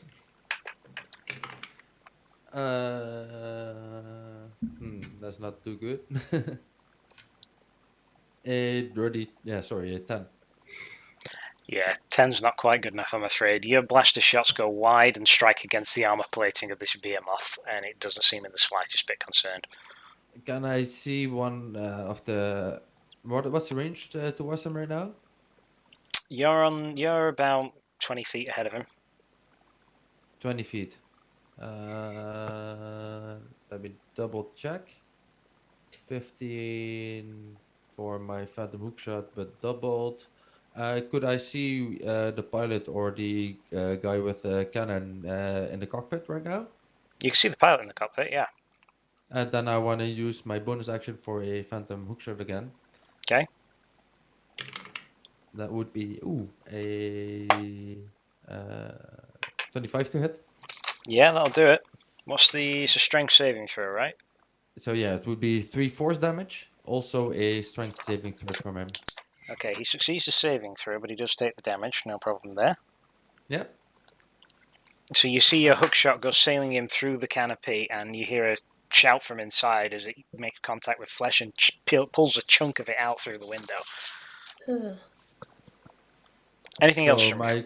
My cannon would probably still like be firing 1 or 2 shots, and one of them would burn a piece of flesh just jumping off, and you'll hear a maniacal cackle, probably a recording from a old style TV or music or movie thing, just playing back. Okay. Anything else from you on that one? That's it. All right. The Orc up top has just scored a nat 20. And he's getting quite pissed off, actually, at all the picking and the biting at him. And as they bring the vehicle closer, the disoriented driver may not be able to hear, but he can certainly see. And he guns the accelerator over to the left and brings this behemoth crashing into you, Armand. I'm going to need you to make me a dex save, please. Who was that? Armand. Oh, sorry. Dex save, yeah? Please. That'll be a 17.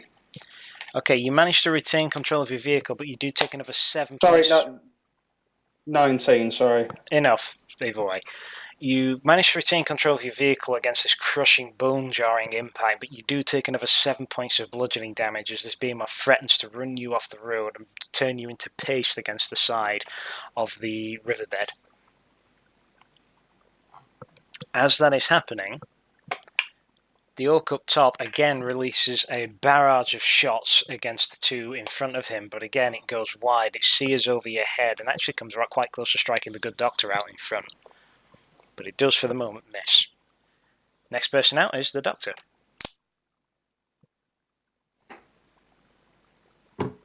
Is that biker gun? Yes. Brilliant. So all that's left is the big bad.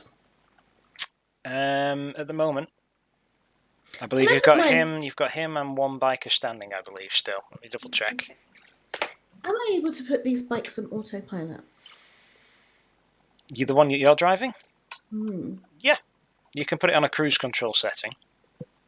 Excellent. So how far behind is Big Boss? Brag. From you, it's about 70 feet, but because you're moving at fast speed and you're going to be hitting the brakes, you can get behind him without really costing you much, if any, movement. If you picture the Endor speeder chase, and that's the kind of effect that you're talking about here. Yeah. So it's not going to cost you much movement to go back. You can do that, certainly. Do you want to get behind him, alongside him? What? I want to get slightly in front of him. Okay. And how much movement does that use? I would say it uses maybe 10 foot of movement to do that. It's travelled double the distance. Okay, and how tall is his? It's a good... At the tallest point of the platform, it's probably a good 15 foot off the ground. Okay, so I'm going to move back, which uses 30 foot of movement. As a tabaxi, I can increase my range of movement.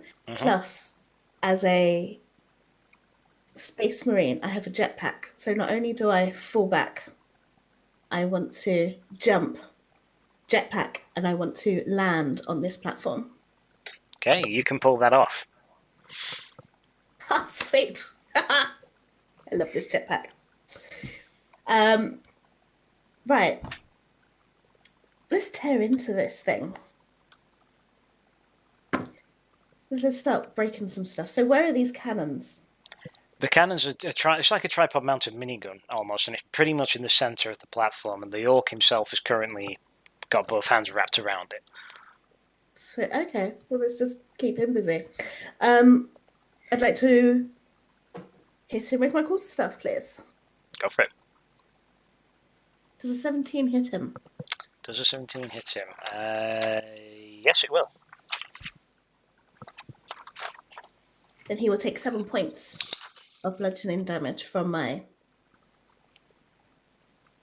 Okay. That will be all for my turn. Alright. As you land and crash down against his oak and bring this staff into his face, he takes the blow, glancing off these armoured plates that cover his face, and he snarls at you. Oh, we got us a proper fight now! And with that, we're going to go to Sal. Sorry, no, Armand. Beg your pardon. Sam, sorry to interrupt, but I just want to say one word. Time. I know. Cool. I have work tomorrow. I'm knackered as well. I've been up since 4 a.m. I know the feeling. Yeah, you. Right, Armand is going to, looking slightly miffed at the attempt to ram him off the road, so to speak. He's going to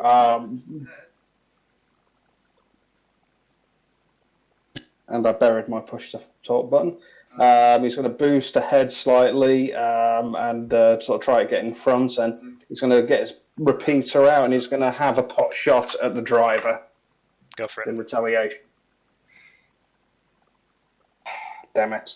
That would be a 8. Again, it glances off the armour plates and the tracks below. No real damage other than a few scorch marks against the red paint.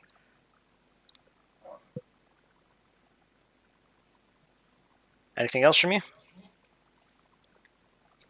No, that's all they can do, really. Sal.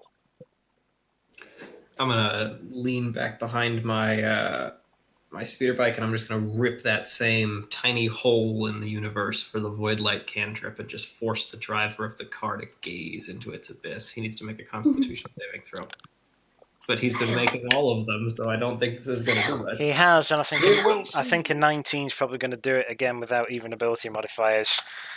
I'm sorry. That's fine. That's Come all on, I can do. chat. Give him some advantage next time. Anything else from you, Sal? Nope, that's it. I'm just gonna gun the speeder bike forward still, trying to keep ahead of that tank. Barrage? So there's one pilot on that thing, right? Pilot or driver and the orc on the back. How does the machine itself look right now? It's holding up pretty well. So it's still in control, and Yeah, the driver's deafened, but it's not impacting his ability to see. can I somehow see the steering column that he's driving with, like his mechanics that he's driving with? Not really. It's kind of an enclosed cockpit. There's like slits, almost little windows around it. Okay, then I'm gonna use my Phantom Hookshot as a bonus action again on the Okay. pilot. Oh. A 10 to hit. No, that won't do it, I'm afraid. And I'll fire another firebolt within the cockpit itself to see if I can hit something there to start a fire. Yep. Which would be a natural one.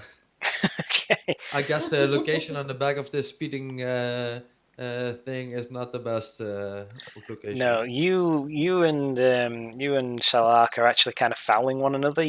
You're working very close quarters, and your various spells and abilities just don't seem to be having the kind of effects they should. You seem to be struggling to work around one another. We're very effective. Or not in this case. Such skill. All right, let's see how you Much get well.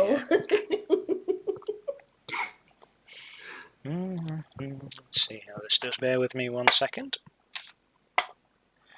Okay. The orc on the back of the platform, upon getting boarded by this armored space marine, drops the cannon that he's carrying and reaches down for some enormous pole that seems to be resting on the ground next to him and whips it up, and it appears to be an enormous hammer of some sort, but it's not just any old hammer. It has what look like the same version of the jump jets you have in your jetpack strapped to the head of the mallet. And he brings it down in this enormous overhead swing, and the rocket boosters kick in as it does it, and it brings it down with a vicious force. Doctor, you take 7 points of bludgeoning damage as this rocket hammer comes crashing against your armored plates. I think he can use a bonus action to do an additional dice 4 damage. He while using the plus has. He has. Just for the mechanics side of this item. Indeed. Stop helping the DM. No, I'm just. Doesn't he have to roll to hit? He did roll to hit, and he did hit. I've got your ACs up here, so Okay. we skipped that part. Oh, cool. But yeah, that's what goes off there. And as that happens, there's another rumbling in the earth. But this is something very, very different. And a moment later, the spare bike that you see in front of you starts to veer off a little bit to the right. But before anything else can happen, there's a shifting under the rocks below. A crater begins to form ahead of you, which you all manage to steer around and avoid. And the armoured behemoth does the same thing. And all of a sudden, this enormous worm-like maw begins to rise and writhe out of the ground, near enough, and it swallows this bike up whole. Yeah, that too. Swallows this bike up whole and crunches down on it and continues rising and rising as this writhing mass continues to shriek towards the skies. And the orc that you're in the middle of the fighting just freezes upon seeing this thing behind you and immediately pounds on the canopy below him.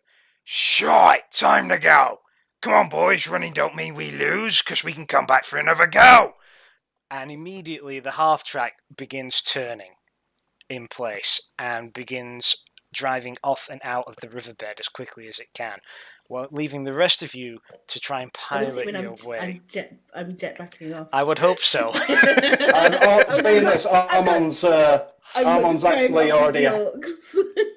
Armon's actually already ahead. He's actually going to gesture wildly to Mewett to join him on his bike. Roll me a dex check. Me? Yes, please. Yeah, no problem. I'm a cat. I can do dex. 15 plus my ability mod? No, 15 is fine. You manage to get on the back of Armon's bike as this half track begins to peel away, and you all manage to make your way around this enormous worm-like beast that's begun to burst out of the ground below you. And as it comes crashing down ahead of you near the riverbed, you see the two circling bird-like reptilian creatures that have been following you the whole way begin to swoop down and peck at the biker that you first destroyed and begin to follow in the path of this worm, seeking, it seems, better prey. You guys are out of initiative for the moment. Whew. Congrats on surviving the ambush. Hey. Thank you for not making us fight the worm. Now, the worm seems satisfied with its meal and actually begins to disintegrate into the ground again, not far from your position. It may still be out there, but you guys are at least hovering above ground on your speeder bike, so there's a possibility that you might not be disturbing the terrain enough for it to be a concern for you. Well, where there's a worm, there's spice. Aha! Aha!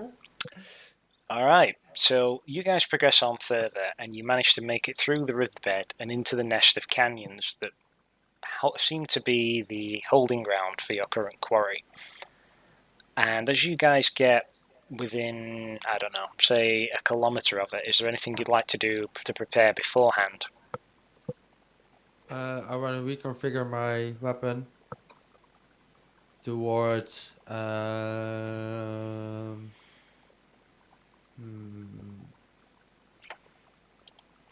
will set it to automatic mode, Okay, which means I do one less die of damage with my cantrips, but I can target 2 additional creatures within 15 feet of the initial target.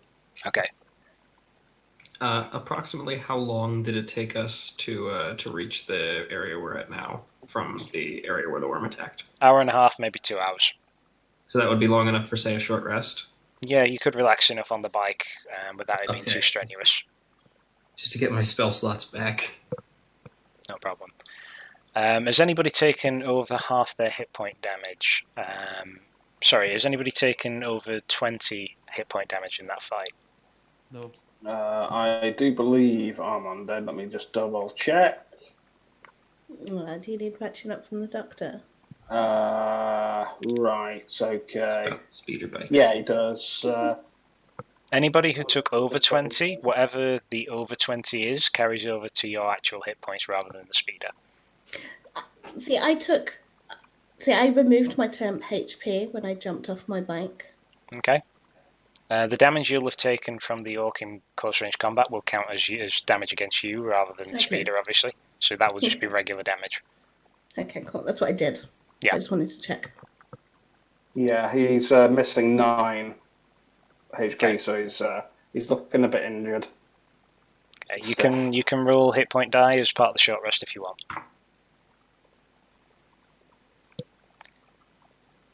Anything else you guys would like to do? I don't have any remote scanning material on me right now, so until I'm in range of systems that I can access on a distance, I have nothing to do. Okay. So you guys progress further through the canyon. Are you taking the speeder bikes as you get closer because they are quite loud? Or are you going to dismount and approach stealthily? I think we should approach stealthily. Agreed. What else? Okay. Let's have some stealth checks from you, please. All right. So, it doesn't say this in the book. My special armor, is it heavy armor? I mean, it's a magical item. So does it give me disadvantage against stealth? I think it's should just not. strapped to you. It's a personal item that just works for you. I would say, Yeah, in any case, I'd say no in this instance. Well, rightly or wrongly, I'll say no. No, I got a nat 20 plus 5, so 25. I rolled a really low. Only 12. Armand? 4, 6. That would be a 16. Okay, as a group stealth check, it's enough to carry you. So you guys manage to make your way further into the canyon. You leave the speeder bikes behind. You work your way through these towering canyons that soar a good few hundred feet above you. And as you enter into one of the more narrow chambers and get within a few hundred feet of your quarry, you come across a clearing, in essence, deep within the canyon bed, and you see an Aviara ship nestled in a small area of open ground. It is half shrouded under a network of camouflage nettings and thermal blockers, but it is unmistakably the void crawler that you've seen in the file you were given. A small boarding ramp sits open, and to the right of it you can see the figures of a Vex and an Aviara.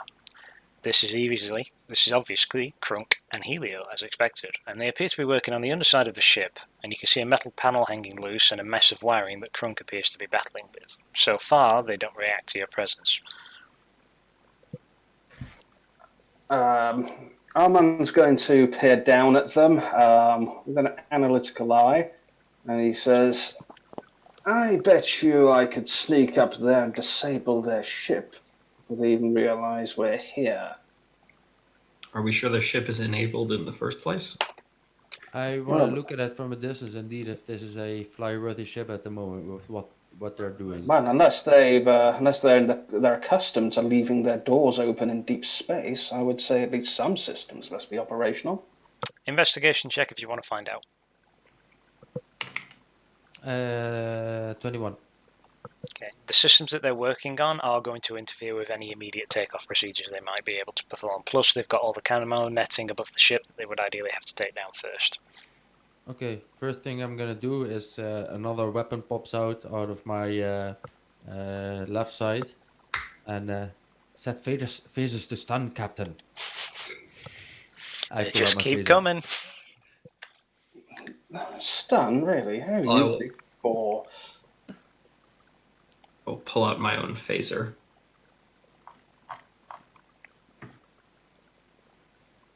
Armand pulls out the only weapon he has, which is his repeater, and with a quick toss, flips it upside down and exposes the blunt end.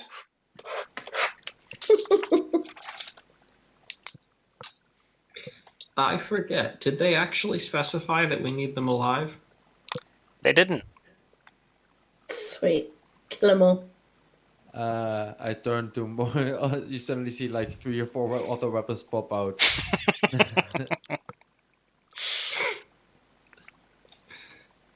Yeah. So we're all settled then, hard and fast, just the way. No, I'm not going to fall into that trap again. Doctor, do you have one of these holocubes so we can prove what happened here? As long as we use it while we take care of these men, we, besides DNA proof, also have audio-visual proof. I have a hollow sphere. Yes, that would work perfectly. And I think all the British accents are starting to get to me, the rest of mine. Okay. Even that British, I just got super posh. Yeah, I have a hollow sphere. I think that would be an excellent way to record what happens here. To make sure that we receive our bounty as expected. Excellent. I will capture the last 30 seconds of his life. How far down is he? From my current position, they're about 50 feet across the open ground. I could jet back down. Well, a surprise attack. I suggest perhaps we get into range as best we can, and then Surprisingly close. let slip the cats of war, so to speak. Haha. Haha. Oh dear. So you guys go ahead and attack him. If you do, you get a surprise round. Nice. Alright, let's have some initiative from you, please. But I want to jetpack down. You can jetpack down, that's not a problem. So 23 for 15, Armand. 16, 17, 18. I love these dice. I think they might be botched. I'm using my new ones that you got specially for me, and they've really been friendly to me. Baraz, Yeah, which I'm what did using- you get? I get 6. 6, okay. It sounds like you need new dice, Ken. Armand, you're up Yeah. first. I've been using for a while. I won't use any others. Well, they're not rolling well for you tonight. Armand will crouch behind a nearby rock, take aim, and let slip a blast. And that would be a nat 20 aimed at the Nice. not the Abirai, not the Abirai, but the Krunk. Okay. companion. Yeah, he's not too happy then. Oh, sorry, no. Sorry, getting mixed up here. No, at the Abirai. Okay. So that's a nat 20. So it'll be crit. Is that just full damage? I've never actually critted before. It's double damage. Yes. And your sneak attack too is doubled. Yes. It's Oh, It's just all Roll the double. dice again. It's like Christmas so up what? in here. All 2d6, so it's 3d6 altogether. And that's doubled. You're using a repeater, Yes. and you're a level 3 rogue. Yes. It's 4d6 then. 2d6 from the 4d6. repeater, 2d6 from your sneak attack, doubled. So that would be 8 dice 6 plus your 8 dice 6. That's the damage you roll. 8 by 6. Well- Somebody get the calculator out. So long, Helio. Nice knowing you. The Rogue. surprise attack was a good choice. I also It guess wasn't- the hollow orb was thrown before we initiated. I combat? presume you guys have set that up beforehand. Yeah, that's fine. Yeah. Okay. Go ahead. What's the damage? He said no disintegrations. Sorry, I had Full of to. them to die. Only. You knew this was coming. You knew this was coming. I know. I'm so happy. Okay, he'll actually then, being a rogue as a base class, he'll actually take a cunning action as a bonus action to hide. So this guy's just seen this robot's just seen his master disappear in front of him and just looks and there's nothing there. Okay. How much damage did you actually deal after all that? After all that, I can't even do 48. 48 points of That's damage. 48. Yes, radiant damage. Jesus Christ. You're dead. That's the first time I've critted. He's not, in- but this is a Started. severe and very accurate pinpoint barrage that just catches this guy as he's passing a tool up. The tool goes sailing out of his hand, and most of his hand goes with it, and then blasts it all across his side, and he staggers. And we're going to go into the next person because I might end up just describing his death here as time goes on. Next person is going to be the doctor. Okay, so the doctor. The doctor is going to jetpack down, and as I'm going down, I'm just going to shoot him. Okay, same guy. Yeah, same guy. Go for it. Like Zarya style a bit from Yeah. Overwatch. Yeah, Yeah, from yeah. a distance Ah! with boot slurs. Yeah. Yeah. You know what I'm doing, bro. I've got no descriptive power now. My brain is. Mine's going. struggling, but go for it, and I'll improvise. Yeah, I'd rather break your brain than my brain. So. My brain's sorry. been broken all week. Go for it. You're not gonna fucking believe this. Is that So another nat we- 20? Yeah. Oh god, I don't need to see it. I trust you guys. There it is. Yeah, bye Helio. Go ahead. Ah.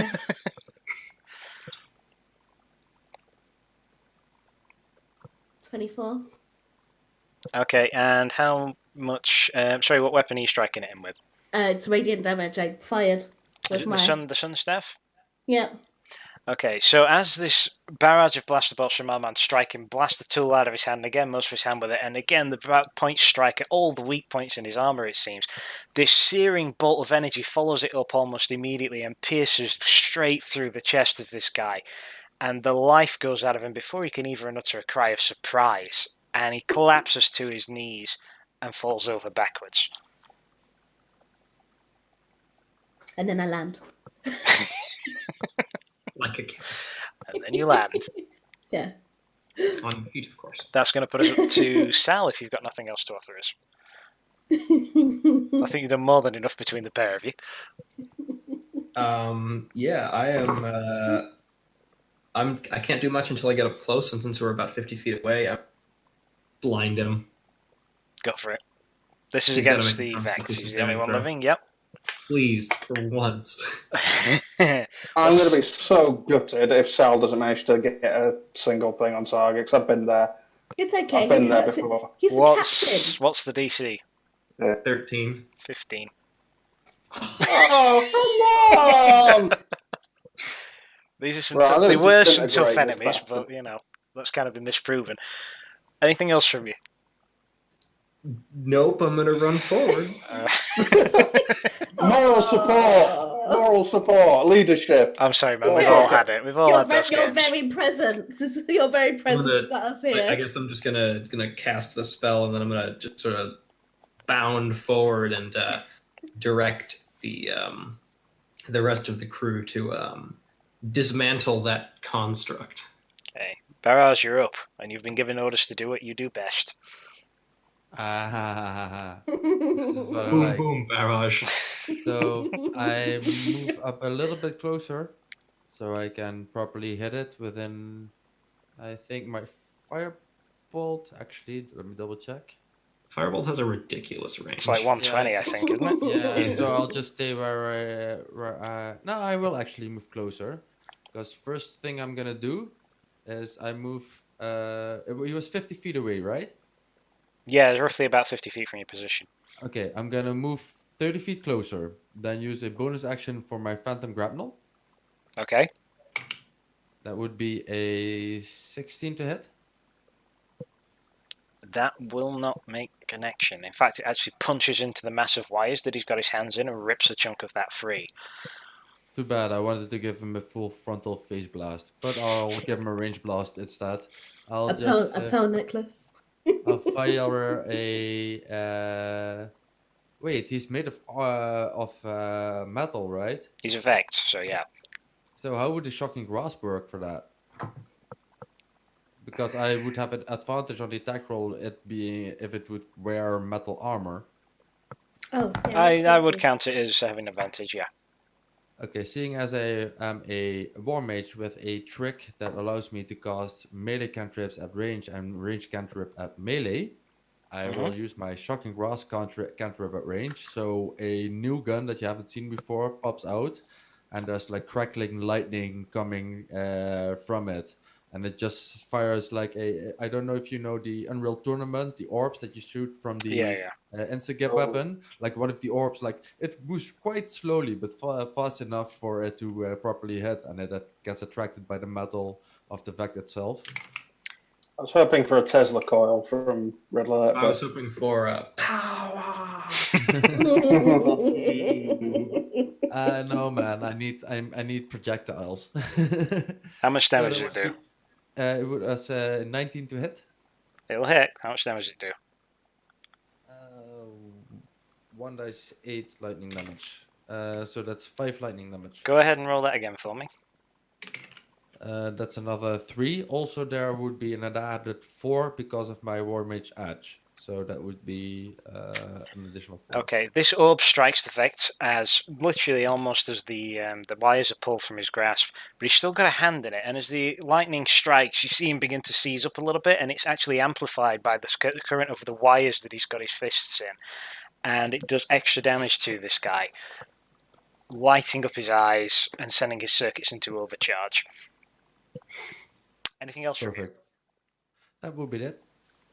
Okay, that's going to move us into Crunk himself, and he rips his hand free as the last of this energetic surge hits him, and he immediately looks to his side and sees Helio's burnt out, smoking corpse with the crater left where his chest used to be.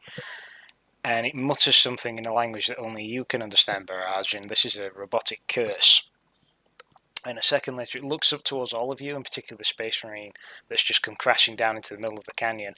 And it takes a step forward, and one hand comes out, and the full forearm begins to twist and mold and shrink, and it becomes an elongated, crackling blade of some fashion.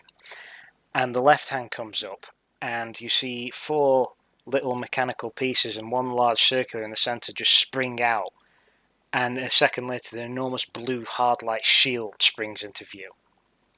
And it begins to advance towards the Space Marine. And he's going to make an attempt to strike you with his laser sword. And yes, this is for all intents and purposes a lightsaber. Because we love them. Is it a necrotic force or radiant one? This one is a force one, and he rolled god awfully. So he comes swinging in with this blade, but his arm's still short-circuiting. And he glances off your arm with the first blow. The second blow comes crashing in, and you just activate your jump jets and leap back about 5 feet, and it comes sailing through thin air. And that's going to bring us back to Armand. Okay, excellent. Gratefully seeing the Doctor skip back. He's going to take another pot shot with his repeater. Okay. Not quite as good that time. That will be a 14. That won't hit. I'm afraid. That's fine. He will. Oh, by the way, one addition, he cannot take reactions at Mhm. this point. He will actually then, pursing his lips in frustration, he's going to actually maneuver down and try to get in a sort of ranged flanking position. Okay. Even if he has to take a cunning action to dash. You can make Alright. your way down the rocks without it being too big of an issue. If you want to get into a flanking position, you are going to have to move around, and yes, it is going to cost you your dash action. He's actually going to make his way to the ship. Okay. That's going to take you at least another round of movement. That's You fine. can get roughly about halfway there if you take dash. Yeah, that's it. That's fine. Okay. That puts us to the Doctor. I don't quite understand what we're fighting. You're fighting a Vect. It's an armoured robotic being, once grown from golems and that sort of thing. So for all intents and purposes, Okay. okay. If that's enough. Mm-hmm. It's got a sword in one hand, a shield in the other, to put it simply. How close is it? It's in striking distance, 5 foot from you. Okay, let's move up. Let's move back a bit. Okay. I'm going to jetpack backwards more. I've already used my tabaxi movement, so I can only. When height gets involved, it gets complicated. Doesn't 30 foot, up and over. Okay, you're going to move behind Yeah. him. Yeah. So between him and the ship. Okay, And then I like to shoot him in the back. go for it.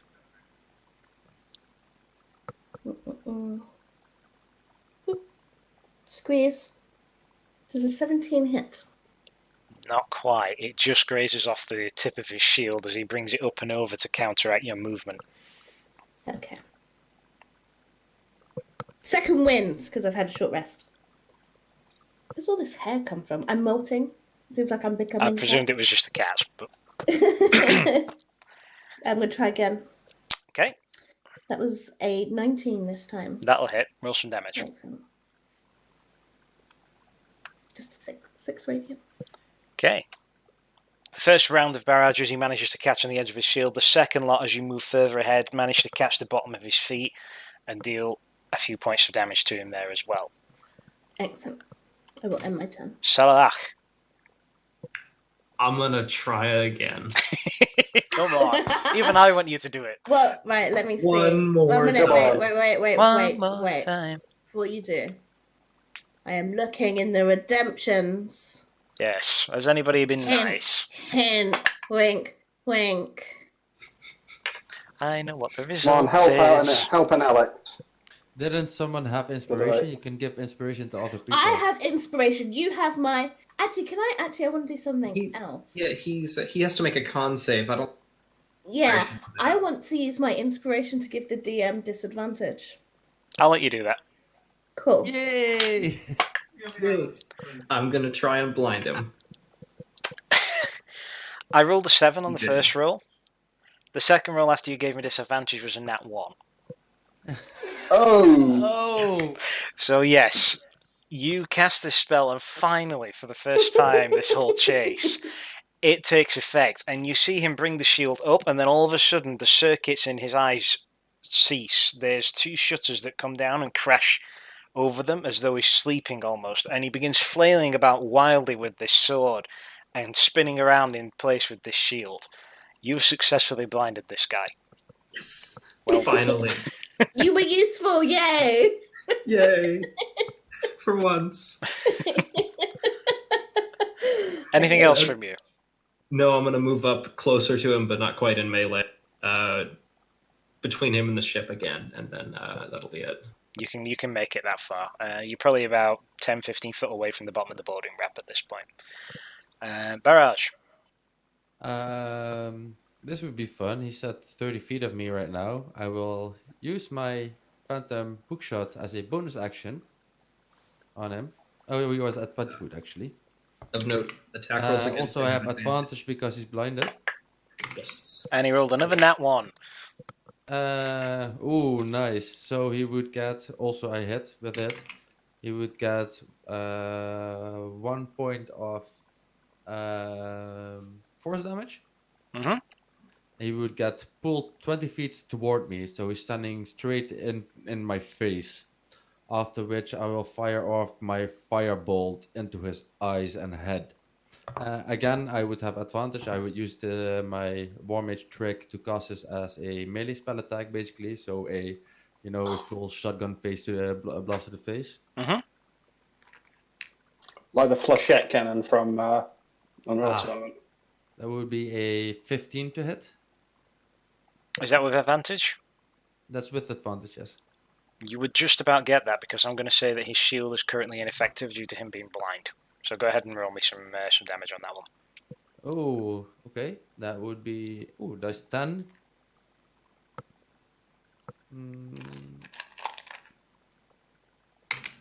A 10 plus 4 from my War Mage Edge is 14 points of fire damage.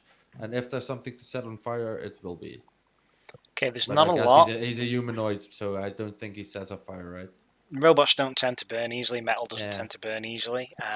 But as he's spinning around in place, flailing wildly with this laser sword of his, your hookshot crashes into his back and rips him almost off his feet. And he turns with the momentum as though he's going to swing at you. But before he can even get close to it, you spit out this gout of flame from your cannon, and his head vaporizes. It bursts apart in a shower of sparks and flame, and both weapons immediately die in his arms. The shield collapses, the laser sword extinguishes, and it begins to collapse on top of you. You sidestep, and with a solid metallic groan, it creaks and then crashes to the ground in a cloud of dust and sand. Congratulations, people, you have killed your bounty targets. Yay! I think Amon's just going to dust himself off there, holster his blaster pistol, and goes up to the remains of the primary target and sift around the ashes with his boot a bit. He says, they didn't want any evidence, did they? Any physical evidence? Can't hurt to take some. Okay, anybody, I suppose anybody's got a shovel? And this is when the good doctor plays back, because it was only a few short rounds. Yeah.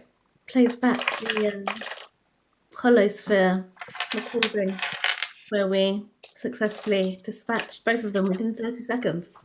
Yeah. Amon's looking at it in satisfaction. Almost like Damn, pros. I look good. Darling, the cats are fighting in the bedroom. Can you just yell at them?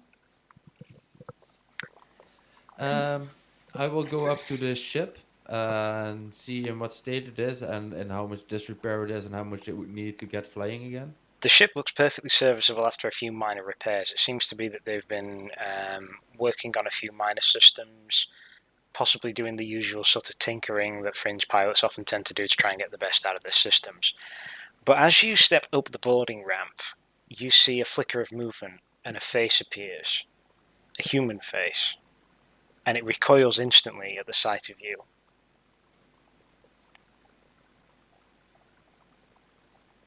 Well, I turn that's around. I unexpected. think there's someone in here. Please handle it. And I just connect to the ship systems. I'll follow behind Tarash. Okay, as you guys head further into the ship, you find not just one human, but approximately 15 of them, in various states of malnourishment and rags, standing in the corridors of this ship, and they're looking upon you with terrified gazes, until one finally looks up and says, "The crime lords hired you, didn't they? You've come to take us back." Amon looks to the others, a little bit confused. This is not our mission. We can leave them. I see no reason to take them unless there is a bounty on their heads. That's a good point. Barry, can you do the honors? Could I maybe potentially check like a network with Yep, bounties? you to can see run if their there's bounties? faces through an intersystem profile. You don't find any records of these people at all. It's almost as if they've been completely wiped off of any database you've ever known. I guess these people do not exist. Who the devil are you? Slaves. The crime lords. We were supposed to be transported to the mining colonies not far from here. The pilot and his Vect friend, when they found out what they were transporting, they refused to take us. They tried to free us. We were supposed to lie here until the heat died down. I guess that's all over now. Have you been outside? It is very hot. You know the kind of heat I mean. Don't patronize me. If you're going to pump me back into chains, just do it already. Well, the bounty was only for the people we incinerated. You do recall that the bounty was 1,000 gold for them, and 1,000 gold for the ship, and 1,000 gold for the cargo. Oh, so it's 3,000 gold. I thought That's it was- sweet. That makes more sense. If everybody's aboard of our party, you'll just notice that the ships, like the docking bay, will just close behind everybody. Armand's going to look visibly ill at ease with the whole thing, sort of scratching his head a little bit, but he doesn't object. The good doctor is out with her quad thing and just running medical checks on them. You find them to generally be, again, very malnourished, largely ill. Disease is rampant across them all. They're in very poor state. So Fit to travel? they can travel. Yeah, that's all I care about. Well, we have to take the ship with us. So Yeah, I'll check if the systems are well enough to at least bring us towards our own ship from here with this one. That's fine, I can handle the Aurora from here. Let's say we meet up back at the moor, and drinks are on, well, these fellows, I guess. Yes. Ha ha ha.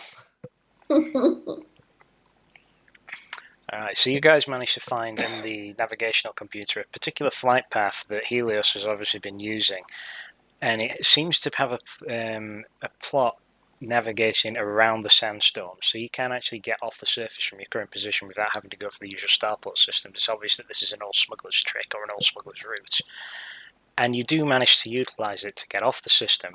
You manage to pilot the Aurora remotely back to the moor, and you guys return the ship, the bounty record, the recording of you killing the 2 bounty targets, and the slaves to their rightful owners for the grand total of 3,000 gold.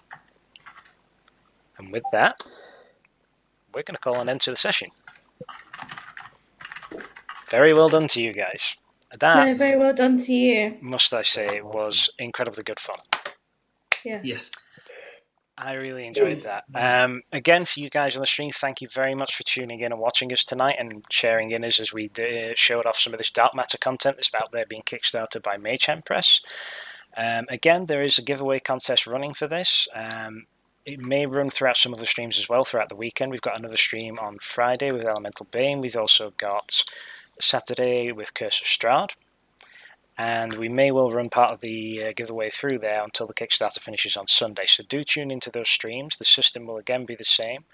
Add your Discord tag to the Twitch chat and we'll enter you in there. And again, if you're not a part of the Fumbles and Fame community, you can also tweet a message advertising Fumbles and Fame and the Kickstarter program. The link is to it in the Twitch chat, and we'll get you entered in a prize draw to win some of the content you've seen here tonight. It will show you some of the races that we've seen in depth, and even some of the ones that we haven't. There's still 1 or 2 we haven't touched upon. But from those of us here, I certainly enjoyed it. I hope you guys as players did. Oh, hell yeah. Yeah. I'm I have a face like this because I'm tired. Yes, we're flagging. It's late, and some of us have been up quite some time. Yeah. But I must admit, I'm very, very impressed with the content. The Starship stuff alone is a huge thing, and it's extremely well polished and put together. And although it looked daunting at first, it's actually quite easy to pick up, and it just builds on the basic D&D 5e ground rules that we all know and love. And that's a very simplified system as well. It works out really, really well. Thank you to Alex for being here tonight with us. He's not a regular Fumbles and Fame member, but he's jumped in to help us out and helped guide us through some of the more complicated stuff here tonight. So much appreciated to you, mate. Definitely. Now it's time to go to bed and wake up to a whole load of lawsuits. Of note, with the Dark Matter Kickstarter, if you go to the Kickstarter page, there is a link to a 30-page sample booklet There is, that yes. will run you through the basics of the lore. You can, I think, get the Vect race Yes. on there as well. Some of the equipment, some of the ships. Basically, a snippet of what's in the 200-plus page booklet. It's well worth a look. It's It's a good well little worth a look. teaser. It's a good little teaser in And addition while to the you're there, content you you've might seen as well tonight. It's exactly. I must say, I'll definitely be. I rarely do Kickstarters, and not to shield, but I will definitely be pledging towards this one. I'm really impressed with what I've seen so far. Never done a Kickstarter, and I'm doing one this Friday. I don't even spend money. I'm a tightwad. People here can vouch for that, but I will be putting in towards this. I'm Dutch. That says nothing to us. Does that mean you spend lots of money? You don't spend lots of money. Translated, it's watching, not buying.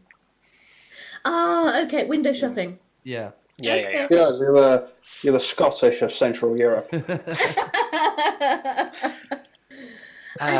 either way. Sorry to any jocks out there, I'm kidding. Either way, we thank you very much for joining us tonight, getting involved with the redemptions and everything. To you guys at Mage and Press, thank you very much for letting us play around with this content and choosing us to do it. It's been an absolute pleasure. Again, Fumbles and Fame, Discord community, links are down below. We've got other games coming up Friday, Saturday, and all throughout the week as well. You can see a full content schedule up on the Discord channel. We'd love to have you guys in there and hopefully even see you in some of the games. For now, so long, and may the Force be with you. Bye-bye.